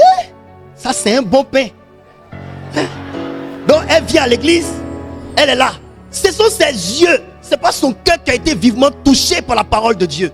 Les vrais enfants de Dieu, ça se passe dans le cœur. Quelque chose s'est créé dans le cœur. Vous voyez ma fille, moi, elle venait, elle refusait la parole parce que son cœur était chargé par un autre copain. Oh, Jésus voulait prendre la place dans son cœur. Il fallait qu'elle abandonne ce copain pour accepter les avances de Jésus. Mais aujourd'hui, la femme qui n'était pas ordonnée, qui laissait les assiettes comme ça dans le salon, a commencé à ranger sa maison. Avant quand il lui fait quelque chose, elle se fâche. Maintenant, elle n'y arrive plus. Même si elle veut se forcer, elle n'y arrive plus. Tu sais quoi? Quand tu commences à ne plus faire des efforts pour bien agir, c'est que tu as changé. Je ne sais pas si tu comprends. Quand tu commences à ne plus faire des efforts pour bien agir, c'est que tu as changé. Ce qui te faisait mal agir là, est sorti. Donc du coup, bien faire est devenu simple. Même quand tu t'essaies à mal faire, ça ne vient pas. Parce que l'esprit qui est derrière, qui te fournissait les armes, quand tu veux, l'esprit est derrière, puis comme ça, tiens, colère. Et puis tu te fâches là. L'esprit est parti, donc il n'y a pas quelqu'un qui te ravitaille en colère. Du coup, tu veux te fâcher, pareil, tu sais que d'habitude, quand on te fait ça, ça te... Maintenant, on te fait la même chose, tu veux te fâcher comme avant, mais tu n'y arrives pas. Pourquoi? Parce que ton cœur a été ouvert à Jésus. Vous n'êtes pas chrétien. Vous n'êtes pas d'abord enfant de Dieu si votre cœur est resté dehors et que vos fesses sont sur la chaise. C'est votre cœur que vous devez ouvrir à Dieu. C'est votre cœur que vous devez ouvrir à Jésus. Et vous êtes en train de prendre le chemin pour aller vers Christ uniquement lorsque l'amour de Dieu a commencé à naître dans votre cœur. Si tu ne sens pas l'amour de Dieu dans ton cœur, c'est que tu n'as pas encore accepté Jésus. Tu as accepté Jésus quand tu commences à tomber amoureux de Jésus. Quand tu commences à sentir de l'amour, l'amour que tu sens pour ton frère, l'amour que tu sens pour ton ami. Tu commences à sentir un certain amour pour Dieu. C'est là où tu t'arrêtes et tu te dis, je ne sais pas, mais j'aime Dieu d'une manière. Je ne sais pas comment, mais j'aime Dieu. Et c'est justement quand l'amour de Dieu rentre que la prière devient facile. Est-ce que vous savez qu'il est difficile de prier quand on n'aime pas? Ah bon, c'est de l'abondance du cœur que la bouche sort. Quand ton cœur n'est pas abondant d'amour pour Dieu, prier est devenu difficile. Quand l'amour de Dieu rentrera dans ton cœur, mon fils, tu ne vas même plus regarder quelqu'un. Tu vas sentir que le Seigneur est en toi. Il n'est pas devant toi. Il est en toi. Tellement il est en toi que tu as l'impression que tu te retrouves même étant dans l'église avec lui dans une chambre secrète. Ce que je dis là, ceux qui sont dans ça savent de quoi je parle. Quand le Seigneur a pris le contrôle de ton cœur, vous êtes ensemble dans la maison de Dieu. Mais quand tu fermes tes yeux, tu as l'impression que le Seigneur est avec toi seul dans une chambre. Et que tu es en train de parler avec lui. Il n'y a pas quelqu'un qui peut te déconcentrer. Parce que tu es concentré. Tu vois le Seigneur dans ton esprit présent. Quand tu lui parles, c'est comme si tu étais juste à ses pieds que tu lui parlais. Mais lorsque tu es distrait par les prières de l'autre, distrait par X, Y, tu as encore beaucoup de chemin à faire. Ton cœur n'a pas encore été saisi par l'amour de Dieu. Quand le Seigneur m'a touché, mon fils, je t'assure, même la nourriture ne comptait plus à mes yeux. Ma maman cuisinait toujours et elle disait, il ne va pas sortir manger. Manger, demain il va certainement manger. Et je ne sortais pas pour manger. L'amour de Dieu, ça te coupe la faim. Ça emmène ta nature naturelle, ton état naturel à être surnaturel. Les choses qui t'intéressaient naturellement commencent à ne plus t'intéresser. Tu es au fait sous un autre régime. Le régime dans lequel la parole de Dieu est la nourriture de ton âme. Et tu peux tellement sentir la présence de Dieu que souvent, il m'arrivait de prier jusqu'à faire ça. Comme si c'était la nourriture que j'avais dans la bouche. Tellement que la présence de Dieu était devenue comme quelque chose de solide. Que Dieu baptise vos cœurs. Le baptême, le véritable baptême, c'est le baptême du cœur. Beaucoup ont été baptisés, mais sont devenus pires parce que leur cœur n'a pas été baptisé. Le véritable baptême, c'est le baptême de cœur. La même manière que l'amour rentre dans ton cœur, et puis tu commences à être intéressé. En vérité, on n'est pas intéressé quand il n'y a pas d'amour. Ah ouais. Ça, je n'ai même pas encore touché les deux étapes majeures. J'ai fini mon message d'aujourd'hui et on va toucher les deux étapes majeures une autre fois. Mais je touche d'abord une étape. Une des étapes, ça c'est la première étape. Avoir le cœur touché. Accepter Jésus comme Seigneur sauveur personnel. Ce que je vous prêche depuis. Après ça, mes enfants, parlant des deux étapes majeures pour une spiritualité ordonnée, j'aimerais vous dire ceci. Quand vous avez dépassé l'étape d'accepter Jésus-Christ, accepter Jésus-Christ qui est une réponse à un message qui a touché dans ton cœur. Oui, une réponse à un message. On te prêche la parole de Dieu, on te présente Jésus-Christ, on te parle de la repentance, ton cœur vivement touché, tu décides de donner ta vie à Dieu. Tu reconnais en toi-même que tu as erré loin de Dieu et que tu n'es pas enfant de Dieu. Parce que tu as compris que aller à l'église n'est pas suffisant pour se dire être enfant de Dieu. Tu seras enfant de Dieu lorsque tu vas commencer à sentir de l'amour dans ton cœur pour Dieu. C'est ce signe-là que je vous donne. Tant que vous ne sentez pas dans votre cœur un amour profond pour Dieu, vous ne sentez pas dans votre cœur que vous commencez à tomber amoureux de Dieu, comme vous tombez amoureux d'une femme, comme vous tombez amoureuse d'un homme, sachez que vous êtes encore loin d'être enfant de Dieu. Tu dois être là et puis sentir dans ton cœur que tu commences à aimer Dieu. Le Seigneur a dit, par rapport au divorce, il dit lorsque Dieu a créé les choses, il n'a pas voulu que le divorce se passe, mais c'est à cause de la dureté de votre cœur. Donc la séparation a été entre un homme et une femme à cause de la dureté du cœur. Qu'est-ce qui fait que l'homme s'est séparé de Dieu? C'est la dureté du cœur de l'homme. Quand il y a dureté de cœur, la séparation se passe, le divorce se passe. Quand ton cœur devient dur envers ton frère, envers ta soeur, envers ton mari, envers ta femme, l'amour n'est plus là. Donc le divorce commence déjà à se préparer.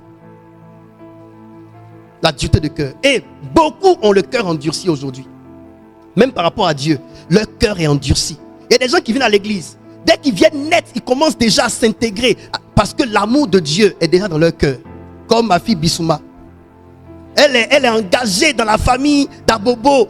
Elle cuisine sous la pluie, tout ça.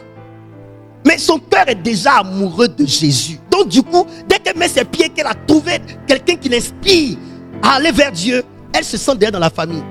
Elle est là, il n'y a pas 2 mois. Mais déjà, elle est dedans. Les Nassirates qui sont venus dernièrement, mais elle est chrétienne, elle aime Jésus. Quand elle est venue, elle commence à prier. Mais elle prie, mais moi, elle m'arrête pour la regarder. Parce qu'elle prie, elle aime Dieu déjà. Donc il y a des cœurs qui ont été déjà préparés pour aimer Dieu. Et quand c'est comme ça, c'est facile de couler dans la maison de Dieu. On peut avancer. Deuxième étape. De la même manière qu'un enfant naît, et que quand il naît, on l'intègre dans une famille. C'est ainsi, quand vous acceptez Jésus-Christ comme Seigneur et Sauveur personnel, deuxième étape, Dieu vous engage, il vous intègre dans une famille. Donc, vous devez rejoindre une famille. La famille, c'est l'église. Il y a des gens qui ont accepté Jésus, mais ils ne vont pas à l'église. Parce qu'ils estiment que les églises sont mauvaises. Mais Jésus dit, je bâtirai mon église. Toi, tu estimes que l'église que Jésus dit, il bâtit là, est mauvaise, donc tu ne vas pas là-bas. C'est Jésus même que tu n'aimes pas. Toi, tu m'aimes, tu n'aimes pas mon enfant. Hey! Comment ça tu m'aimes? Tu ne m'aimes pas. L'église c'est pour Jésus-Christ. L'église n'est pas parfaite. L'église est perfectible. Et si toi tu estimes que l'église est mauvaise et que tu fais partie de cette église, mais ce qui est mauvais dans l'église, Dieu veut que tu changes ça pour que ça devienne bien. On est dans une maison, tu estimes que la maison est sale. Mais nettoie. Quel est ton rôle? Toi dans le match, tu es défenseur. Le gars tire pour marquer, tu enlèves le ballon et puis tu dis aux gens, si je n'étais pas là, le ballon allait rentrer. Mais c'est ton rôle.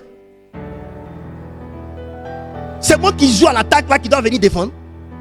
C'est ton rôle. Donc vous tous qui êtes ici, qui jugez les églises d'être mauvaises, pardonnez, allez-y. Et ce que vous voyez de mal dans l'église, cherchez à réparer. Parce que vous qui dites que les églises sont mauvaises, vous n'êtes pas bien non plus. Vous qui dites que les églises sont mauvaises, vous-même vous n'êtes pas bien non plus. Parce que quand on est bien et qu'on entre dans une église, qu'on voit que l'église n'est pas bien, on aide, on apporte son aide. Tu as proposé ton aide combien de fois et puis on n'a pas apprécié. Il y a des gens qui ne proposent même pas. Moi qui suis ici arrêté devant vous, j'ai mes enfants qui sont là, qui me disent, papa, avec toute la sagesse et l'humilité, je veux que tu fasses ça comme ça. Et je les écoute. La dernière fois au bureau, j'ai pris Prudence Sébastien. Je leur ai dit, donnez-moi un conseil. C'était un test difficile pour eux. Eux, ils voyaient ça en test, alors que moi, je voulais les écouter.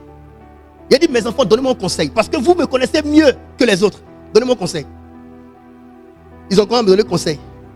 Oui, je notais les conseils qu'ils me donnaient. Et ils me disent, papa, non, vraiment, bon, ici, bon, comme ça, comme ça, comme ça. Il a dit, d'accord, je tiens compte de ça. C'est très important. Il n'y a pas, ici dans cette église, on avait certains chrétiens qui étaient ici, à cause d'eux, on connaissait leur comportement, mais à cause d'eux, on faisait les programmes en tenant compte d'eux. Président chrétien, tu vois un peu de quoi il parle? Je le prenais dans le bureau et dit, bon, si on fait ça comme ça, lui là, il est comme ça. Donc, pour ne pas qu'il se sente comme ça, faisons ça comme ça. Le monsieur même voyait que, papa là, il fait trop d'efforts. Mais Dieu lui-même a vu qu'on faisait trop d'efforts. Il a soulevé la personne, l'a jeté dehors. Actuellement là, on est libre. On est tranquille. On fait nos réunions parfaitement. On est en paix. Sincèrement, le Seigneur sait faire le travail à notre place. Lui-même, il sait que vraiment, on ne veut pas perdre quelqu'un. On fait tout pour ne pas perdre la personne. Mais quand lui-même, il voit que vraiment la personne là, quand on ne le veuille pas, la personne se perd, il enlève la personne. Il envoie dans une autre église là-bas. Un autre homme de Dieu qui a subi ça aussi. Et il nous laisse en paix. Rejoindre une famille. C'est là même que se trouve mon message. Sincèrement, si vous avez un peu d'intelligence, vous allez comprendre la sagesse que Dieu nous a donnée. Depuis le péché de Adam et de Ève, sachez d'abord une chose dans votre esprit. Dieu a confié la gestion de la terre à une famille.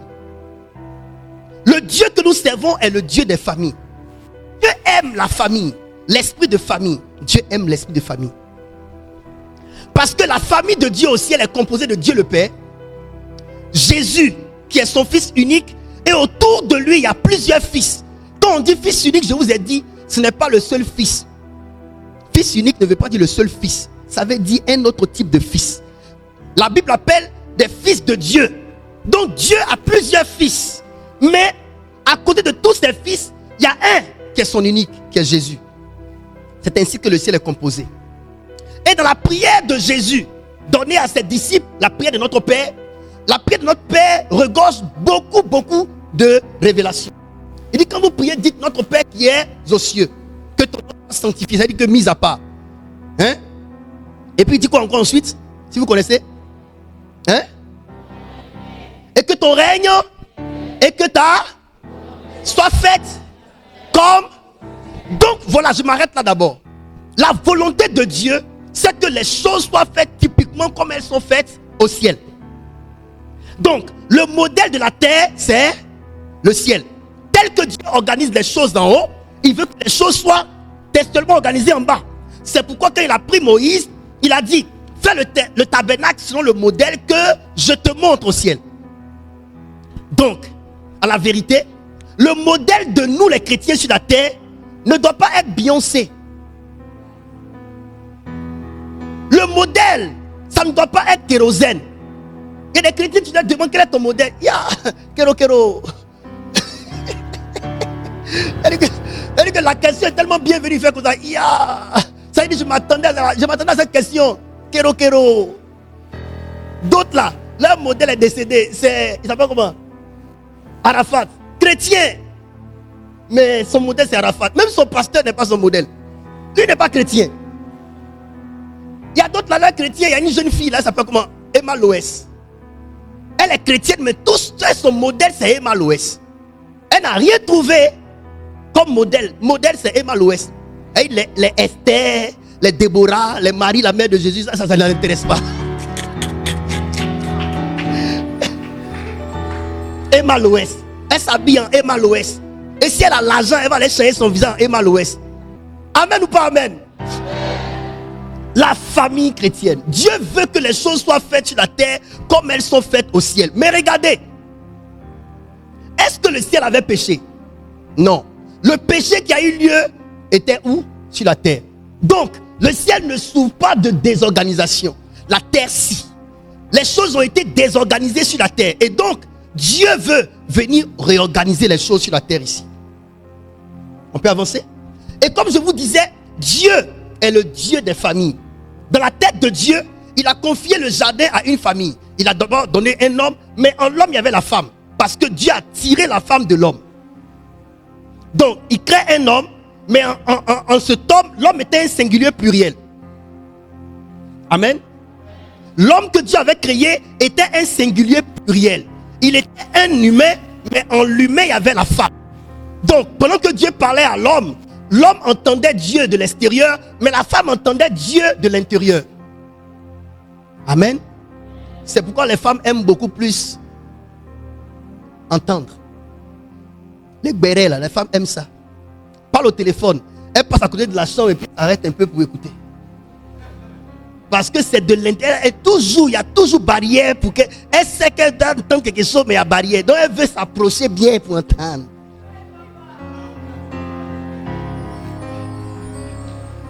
Elles ont fini avec fouiller les pantalons, fouiller les caleçons de leur chérie, fouiller tout. Parce que la femme a l'impression qu'il y a une information qu'on lui cache, qu'elle doit percer. Parce qu'au-delà de tout, quand Dieu a créé Adam, il a créé Adam avec la femme à l'intérieur d'Adam. C'est pourquoi quand il veut faire la femme, il tire la femme de l'homme. Donc la femme était en l'homme. Il dit, je lui ferai une aide semblable. Attends, tu vois pas ça? On te pille là. Tu vois mon fils? Comme s'il y a quelque chose que tu caches, on doit savoir. C'est ça? C'est comme ça elles sont. Et donc Dieu confie la gestion de la terre à une famille composée d'un homme et une aide. Je ne dirais pas d'une femme, mais d'une aide. Parce que la femme, si elle n'est pas une aide, ce n'est pas une femme. Une femme porte le nom de femme par rapport à sa fonction d'aide. Si elle ne t'aide pas, c'est juste un être humain, mais elle n'est pas une aide. Elle n'est pas une femme. Amen. Gardez ça dans votre tête. Si vous n'aidez pas, alors vous n'êtes pas des aides. Vous n'êtes pas des femmes. Vous êtes juste un problème de plus à la société. On peut avancer? Bien. Regardez. La chute donc de l'homme est la chute de la première famille de la terre. La première famille de la terre. Et donc regardez ce que Dieu va faire. Genèse chapitre 12 verset 3. La volonté de Dieu était de faire les choses textuellement comme les choses étaient faites au ciel. Au ciel, il y a Dieu le Père et il y a le Fils. C'est pour cela que Dieu va donner à la terre de respecter les mêmes organisations. Il va établir, tirer un homme qu'on appelle Abraham. Il va lui donner un fils. Lui-même va lui donner un fils. C'est pourquoi il ne prendra pas le fils que Abraham se donne, mais lui-même lui donne un fils selon sa volonté. Ce fils-là est la préfiguration de Jésus, son fils. Et de la même manière que lui va sacrifier son unique pour réunifier la terre, ainsi il va dire à ce père de sacrifier son fils. Et je ne sais pas si vous comprenez déjà ce que je suis en train de dire. C'est pourquoi la Bible appelle Abraham le père des croyants. Parce que dans la volonté de Dieu, autant Dieu est le père de toute vie, ainsi sur la terre, il voulait qu'autant le ciel est, la terre soit. Donc il va prendre aussi un homme qui va ériger, élever au rang de père. Il va lui donner d'avoir un fils unique. Il n'avait pas un seul fils, il avait Ismaël. Dieu n'a pas seulement qu'un seul fils, il a des fils. Mais de tous les fils, il y a un qui est son unique, qui est Jésus. Et de la même manière que Dieu va briser son fils et va le sacrifier à l'autel, ainsi il va demander à son père qui est sur la terre ici, Abraham, de sacrifier son unique pour que le ciel et la terre soient en phase. Vous comprenez ça? Maintenant quand il prend Abraham, Genèse 12, 3, regarde ce qu'il dit mon fils. Ils vont comprendre. Je bénirai ceux qui te béniront et je maudirai ceux qui te maudiront. Et toutes les familles de la terre seront bénies en toi. Et toutes les familles de la terre seront bénies en toi. Donc, Dieu prend Abraham, il l'établit comme père et il parle de la notion de famille. Et les familles doivent être bénies en ce dernier. N'est-ce pas? Regardez, la Bible dit que le salut vient des Juifs. Jean chapitre 4 verset 22. Jean 4 22. Vous adorez ce que vous ne connaissez pas. Nous adorons ce que nous connaissons, car le salut vient des Juifs. Le salut là, c'est la bénédiction des familles qu'elles doivent avoir de par l'entremise d'Abraham. Abraham, quand Dieu le prend, il établit comme père. D'Abraham va sortir le peuple juif. Et Dieu veut, à partir du peuple juif qui sort d'Abraham, distiller le salut au monde entier. Vous comprenez? Est-ce que vous comprenez? Regardez le plan de Dieu. Il est en train d'organiser les familles. Maintenant, suivez. Il y a une chose que vous devez comprendre. Avant que Dieu n'envoie Jésus, il va nous montrer en Malachie comment était la terre. Comment les hommes se comportaient, comment les familles étaient. Malachie chapitre 4 verset 5 à 6. Malachie est le dernier livre des prophètes. Quand on quitte Malachie, le chapitre qu'on va lire, on tombe dans Matthieu 1:1. Vous allez voir une vérité. Allons-y. Voici, Je vous enverrai Élie le prophète. Je vous enverrai Élie le prophète. Avant que le jour de l'Éternel arrive. Le jour de l'Éternel, c'est la venue de Jésus. Allons-y. Ce jour grand et redoutable. Très bien. Il ramènera le cœur des pères. Regardez ici. Regardez ce que Dieu fait. Regardez quand Dieu annonce que Élie reviendra. Regardez ce qu'il dit. Il dit, il ramènera le cœur des pères à leurs enfants et le cœur des enfants à leurs pères. De peur que je ne vienne frapper le pays d'interdit. Donc, la volonté de Dieu, en faisant venir l'esprit de Élie, c'était de ramener le cœur des pères à leurs enfants et le cœur des enfants à leurs pères. Donc, la réconciliation générationnelle. Parce que la famille était disloquée. Les familles étaient divisées. Les pères n'étaient plus à leurs enfants et les enfants n'étaient plus à leurs pères. Il a dit, est-ce qu'ils comprennent même? Non, sincèrement, est-ce que vous comprenez? Une famille divisée, c'est ce que nous étions. Le cœur des enfants n'était plus à leur père et le cœur des pères n'était plus à leurs enfants. Donc les familles étaient comment? Disloquées, divisées, brisées. Il n'y avait plus d'harmonie entre les hommes et leurs enfants. Quand il parle ici, il ne parle pas de femmes. Parce que je vous ai dit, la famille selon Dieu est composée de Dieu le Père et de ses fils. On peut avancer? On peut avancer? Donc, quand il annonce le retour de Élie, l'objectif du retour de Élie, c'est de créer quoi? La réconciliation générationnelle. C'est de réunifier les familles. Pourquoi? Parce que en Genèse 12:3, toutes les familles de la terre seront bénies en qui? En Abraham. Mais la bénédiction dont on parle là, c'est quoi? C'est Jésus-Christ qui est le salut. Quand on parle de Christ, Christ veut dire salut. Oui, Christ est le salut. Maintenant vous allez voir, dès qu'on finit avec Malachie, quand tu tournes la page de Malachie, la page qui suit, vous qui avez vos Bibles, quand vous tournez la page de Malachie chapitre 4, regardez la page qui suit. Ce n'est pas Matthieu 1. Ce n'est pas Matthieu 1. Dès que le Seigneur annonce que l'esprit de Élie va venir, il va venir emmener le cœur des pères à leurs enfants, le cœur des enfants à leurs pères. En même temps, on tombe dans Matthieu 1. Dès qu'on tombe dans Matthieu 1, Matthieu 1 commence par la généalogie de Jésus-Christ, fils de David, fils d'Abraham. Pourquoi? Parce qu'à la vérité, Jésus qui est le Messie doit être fils d'Abraham pour que tous ceux qui forment des familles, les cœurs des pères, les cœurs des enfants, ils deviennent famille par le lien de Jésus-Christ, par le canal de Jésus-Christ, puissent être connectés à Abraham et reçoivent le salut, qui est la bénédiction. Vous comprenez? Donc ici, il est en train de dire, le Père annonce que l'esprit de Élie va venir. L'esprit de Élie qui vient, il vient réunifier les familles. Et quand l'esprit de Élie vient, à la vérité, le Élie qui revient, c'est Jean-Baptiste. Et quand il vient à la personne de Jean-Baptiste. Jean-Baptiste vient pour préparer le chemin pour qui? Pour Jésus. Maintenant ce Jésus-là, il est inscrit dans une famille. Dans quelle famille? Dans la famille d'Abraham. Alors que, étant dans la famille d'Abraham, nous, ayant accepté Jésus-Christ, nous devenons de facto les enfants de qui? D'Abraham. Amen. Et donc, le salut qui vient de qui? Des Juifs. Jésus étant juif et fils d'Abraham, le salut venant des Juifs, le salut transite par Jésus et entre dans nos vies aussi. C'est pourquoi la parole est venue sur les siens ne l'ont pas reçue et la parole s'est tournée vers qui?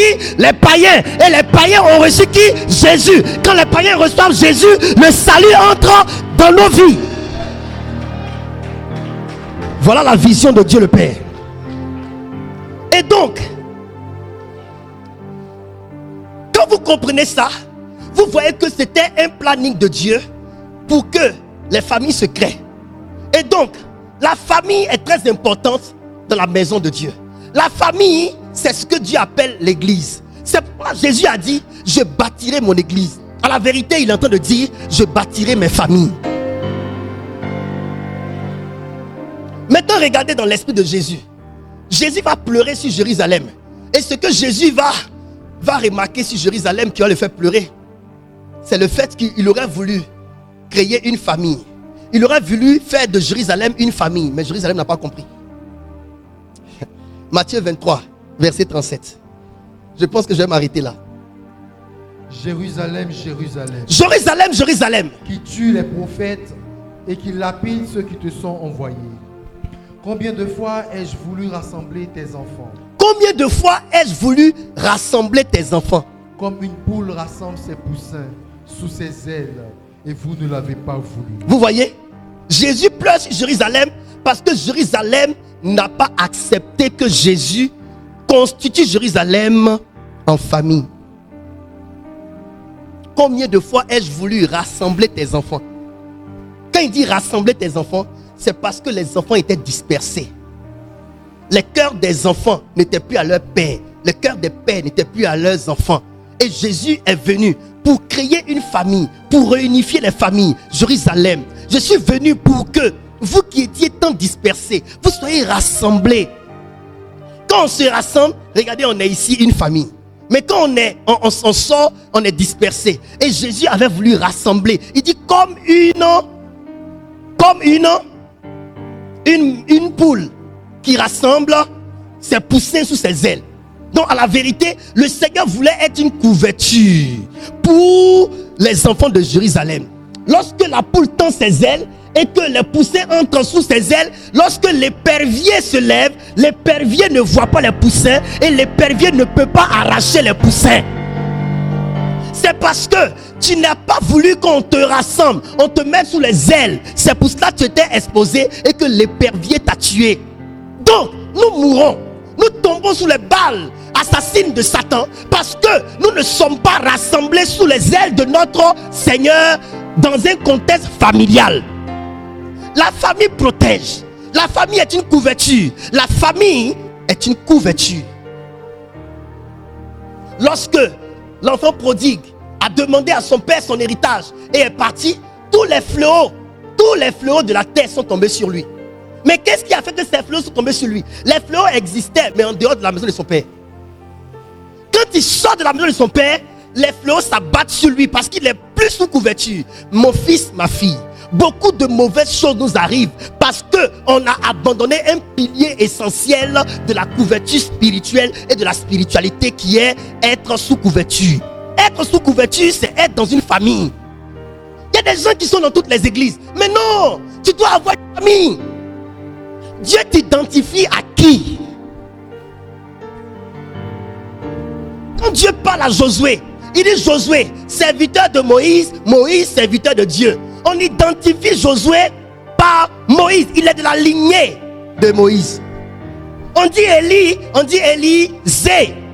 Il est identifié par son père. Il est de la lignée de son père. Toi, tu es de quelle lignée? Tu as tous les pères de la terre. Finalement, tu n'as pas d'identité. Il y a des gens qui pensent que avoir plusieurs pasteurs, c'est être protégé. Non, c'est être vagabond. C'est être indiscipliné spirituellement. Et l'apôtre Paul dit, vous pouvez avoir plusieurs maîtres, mais vous n'avez cependant pas plusieurs pères. C'est être désorganisé que d'être dans plusieurs familles. Finalement, lorsque le jour viendra, on dira à tel père, viens que c'est ton fils. Il dit, l'autre dit, il est là-bas. Il est là-bas. Le monde spirituel respecte ça. Le monde spirituel respecte l'ordre des pères et des fils. Amen. Moi, j'ai toujours dit, les enseignements sur père spirituel, mentor et plein de choses. Moi, j'ai dit un jour à mon père, quand j'étais avec lui, il dit, moi, papa, vraiment ça me fatigue. Père, moi, il ne sait pas qui j'ai appelé papa, qui j'ai appelé mentor. Parce que moi, je respecte tellement que j'appelle tous les papas, papa. Donc, souvent, il arrive que ceux-mêmes qui, dans mon cœur, peuvent même sembler être des mentors, ils me prennent pour leur fils. Ils veulent m'imposer. C'est fatigant. C'est fatigant. C'est fatigant. Les choses sont vraiment simples. Quand tu as un homme de Dieu qui est ton père, qui est dans ta vie, à qui tu as donné ta vie, c'est simple. Tu peux aller apprendre tes formations. C'est pas de mon domaine, il n'y a pas de problème. C'est à l'école, tout ça. Mais sincèrement, je suis un père complet. En fait, je vis de manière à ce que mon fils n'ait pas besoin d'aller demander l'aide d'un autre homme de Dieu. Ce n'est pas de la jalousie. Je ne fais de concurrence avec personne. Mais je travaille sur ma performance pour que tu n'aies même pas à avoir besoin d'aller prendre un autre. Aujourd'hui, la voyance est en train de baisser.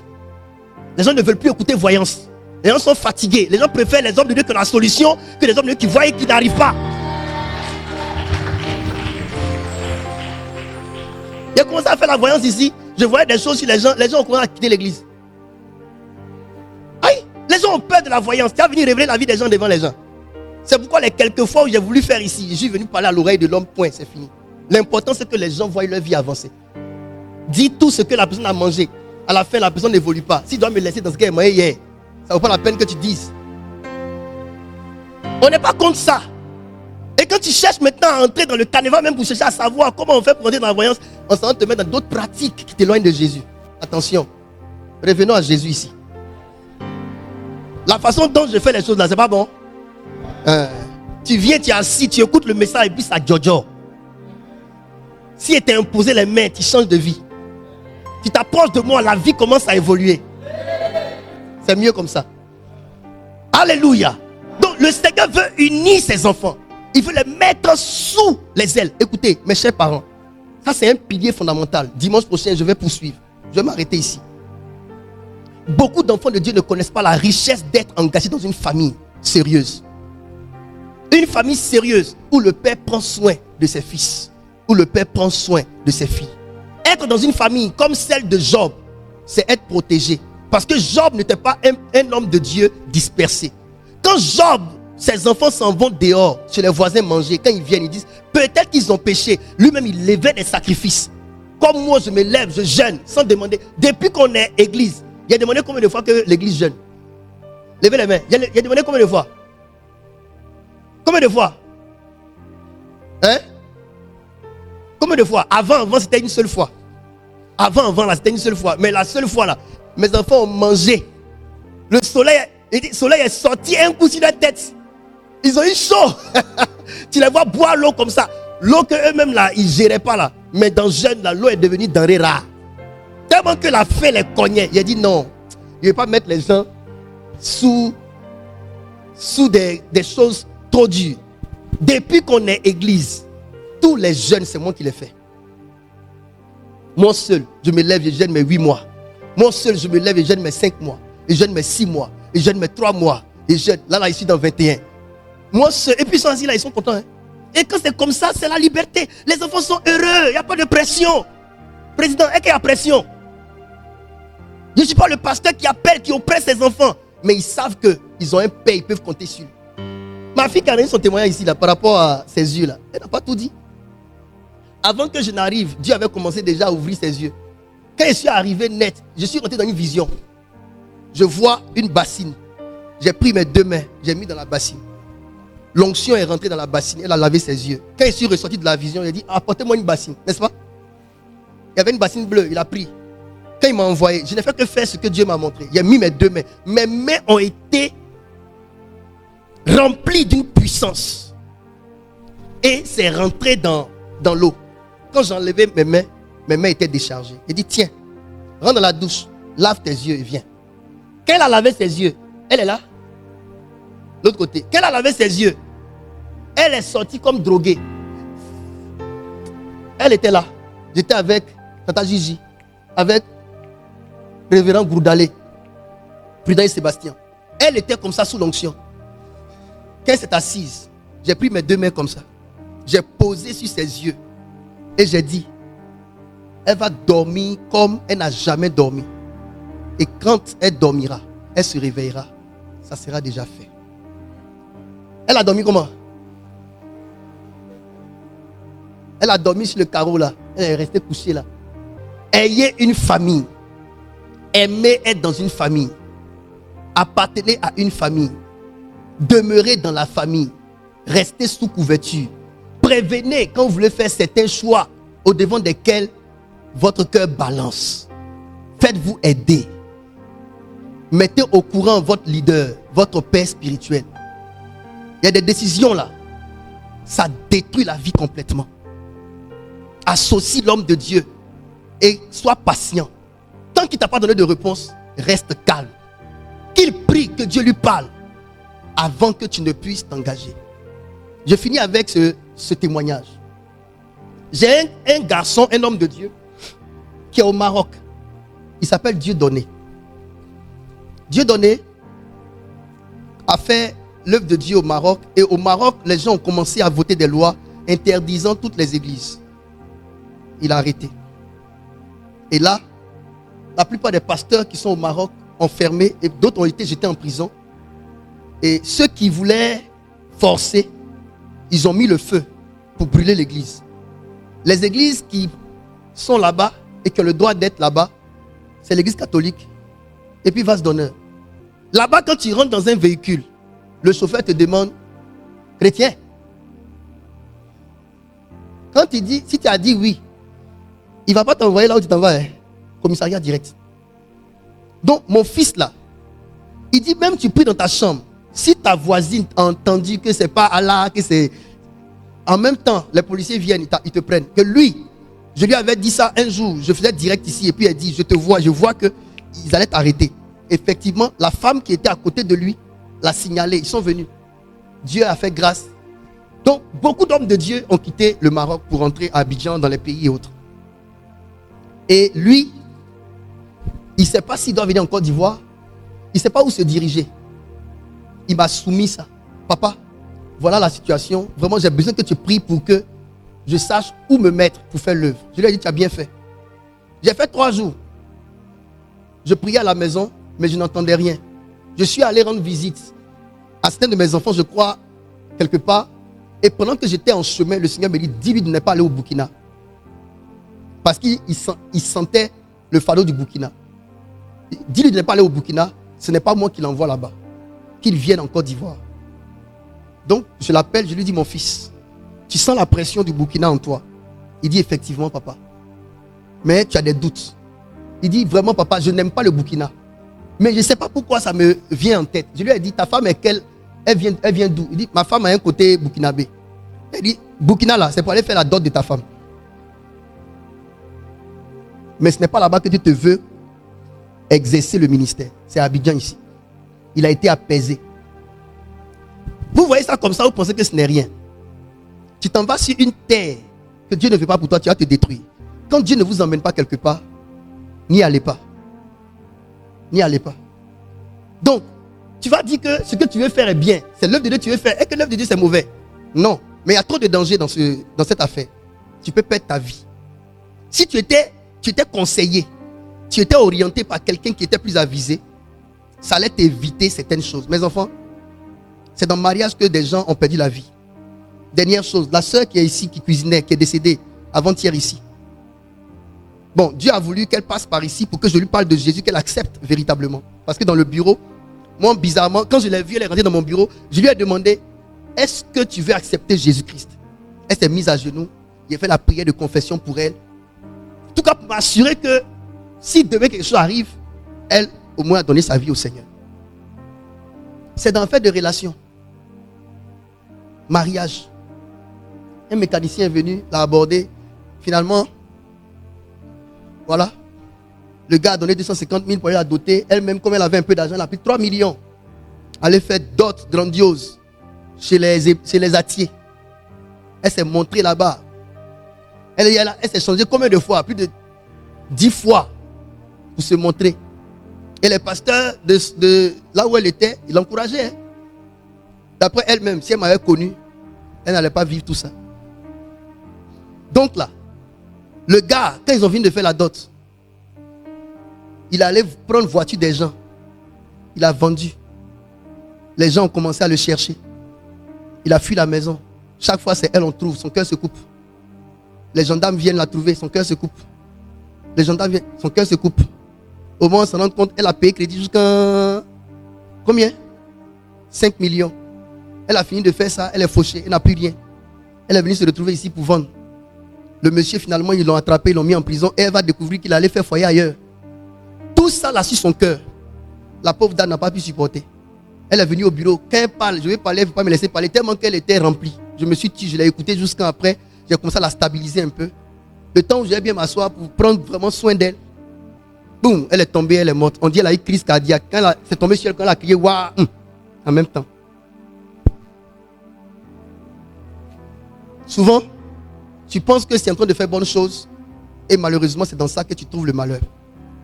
Tu as perdu ta vie comme ça. Si on lui disait, maman, laisse à faire de malade là un peu, laisse Dieu se bâtir en toi. Elle va dire non, moi aussi. Et dois porter, non seulement tu n'as pas porté foulard là sur ton doigt, et puis tu es morte. Ça fait mal. Que Dieu vous protège au nom de Jésus.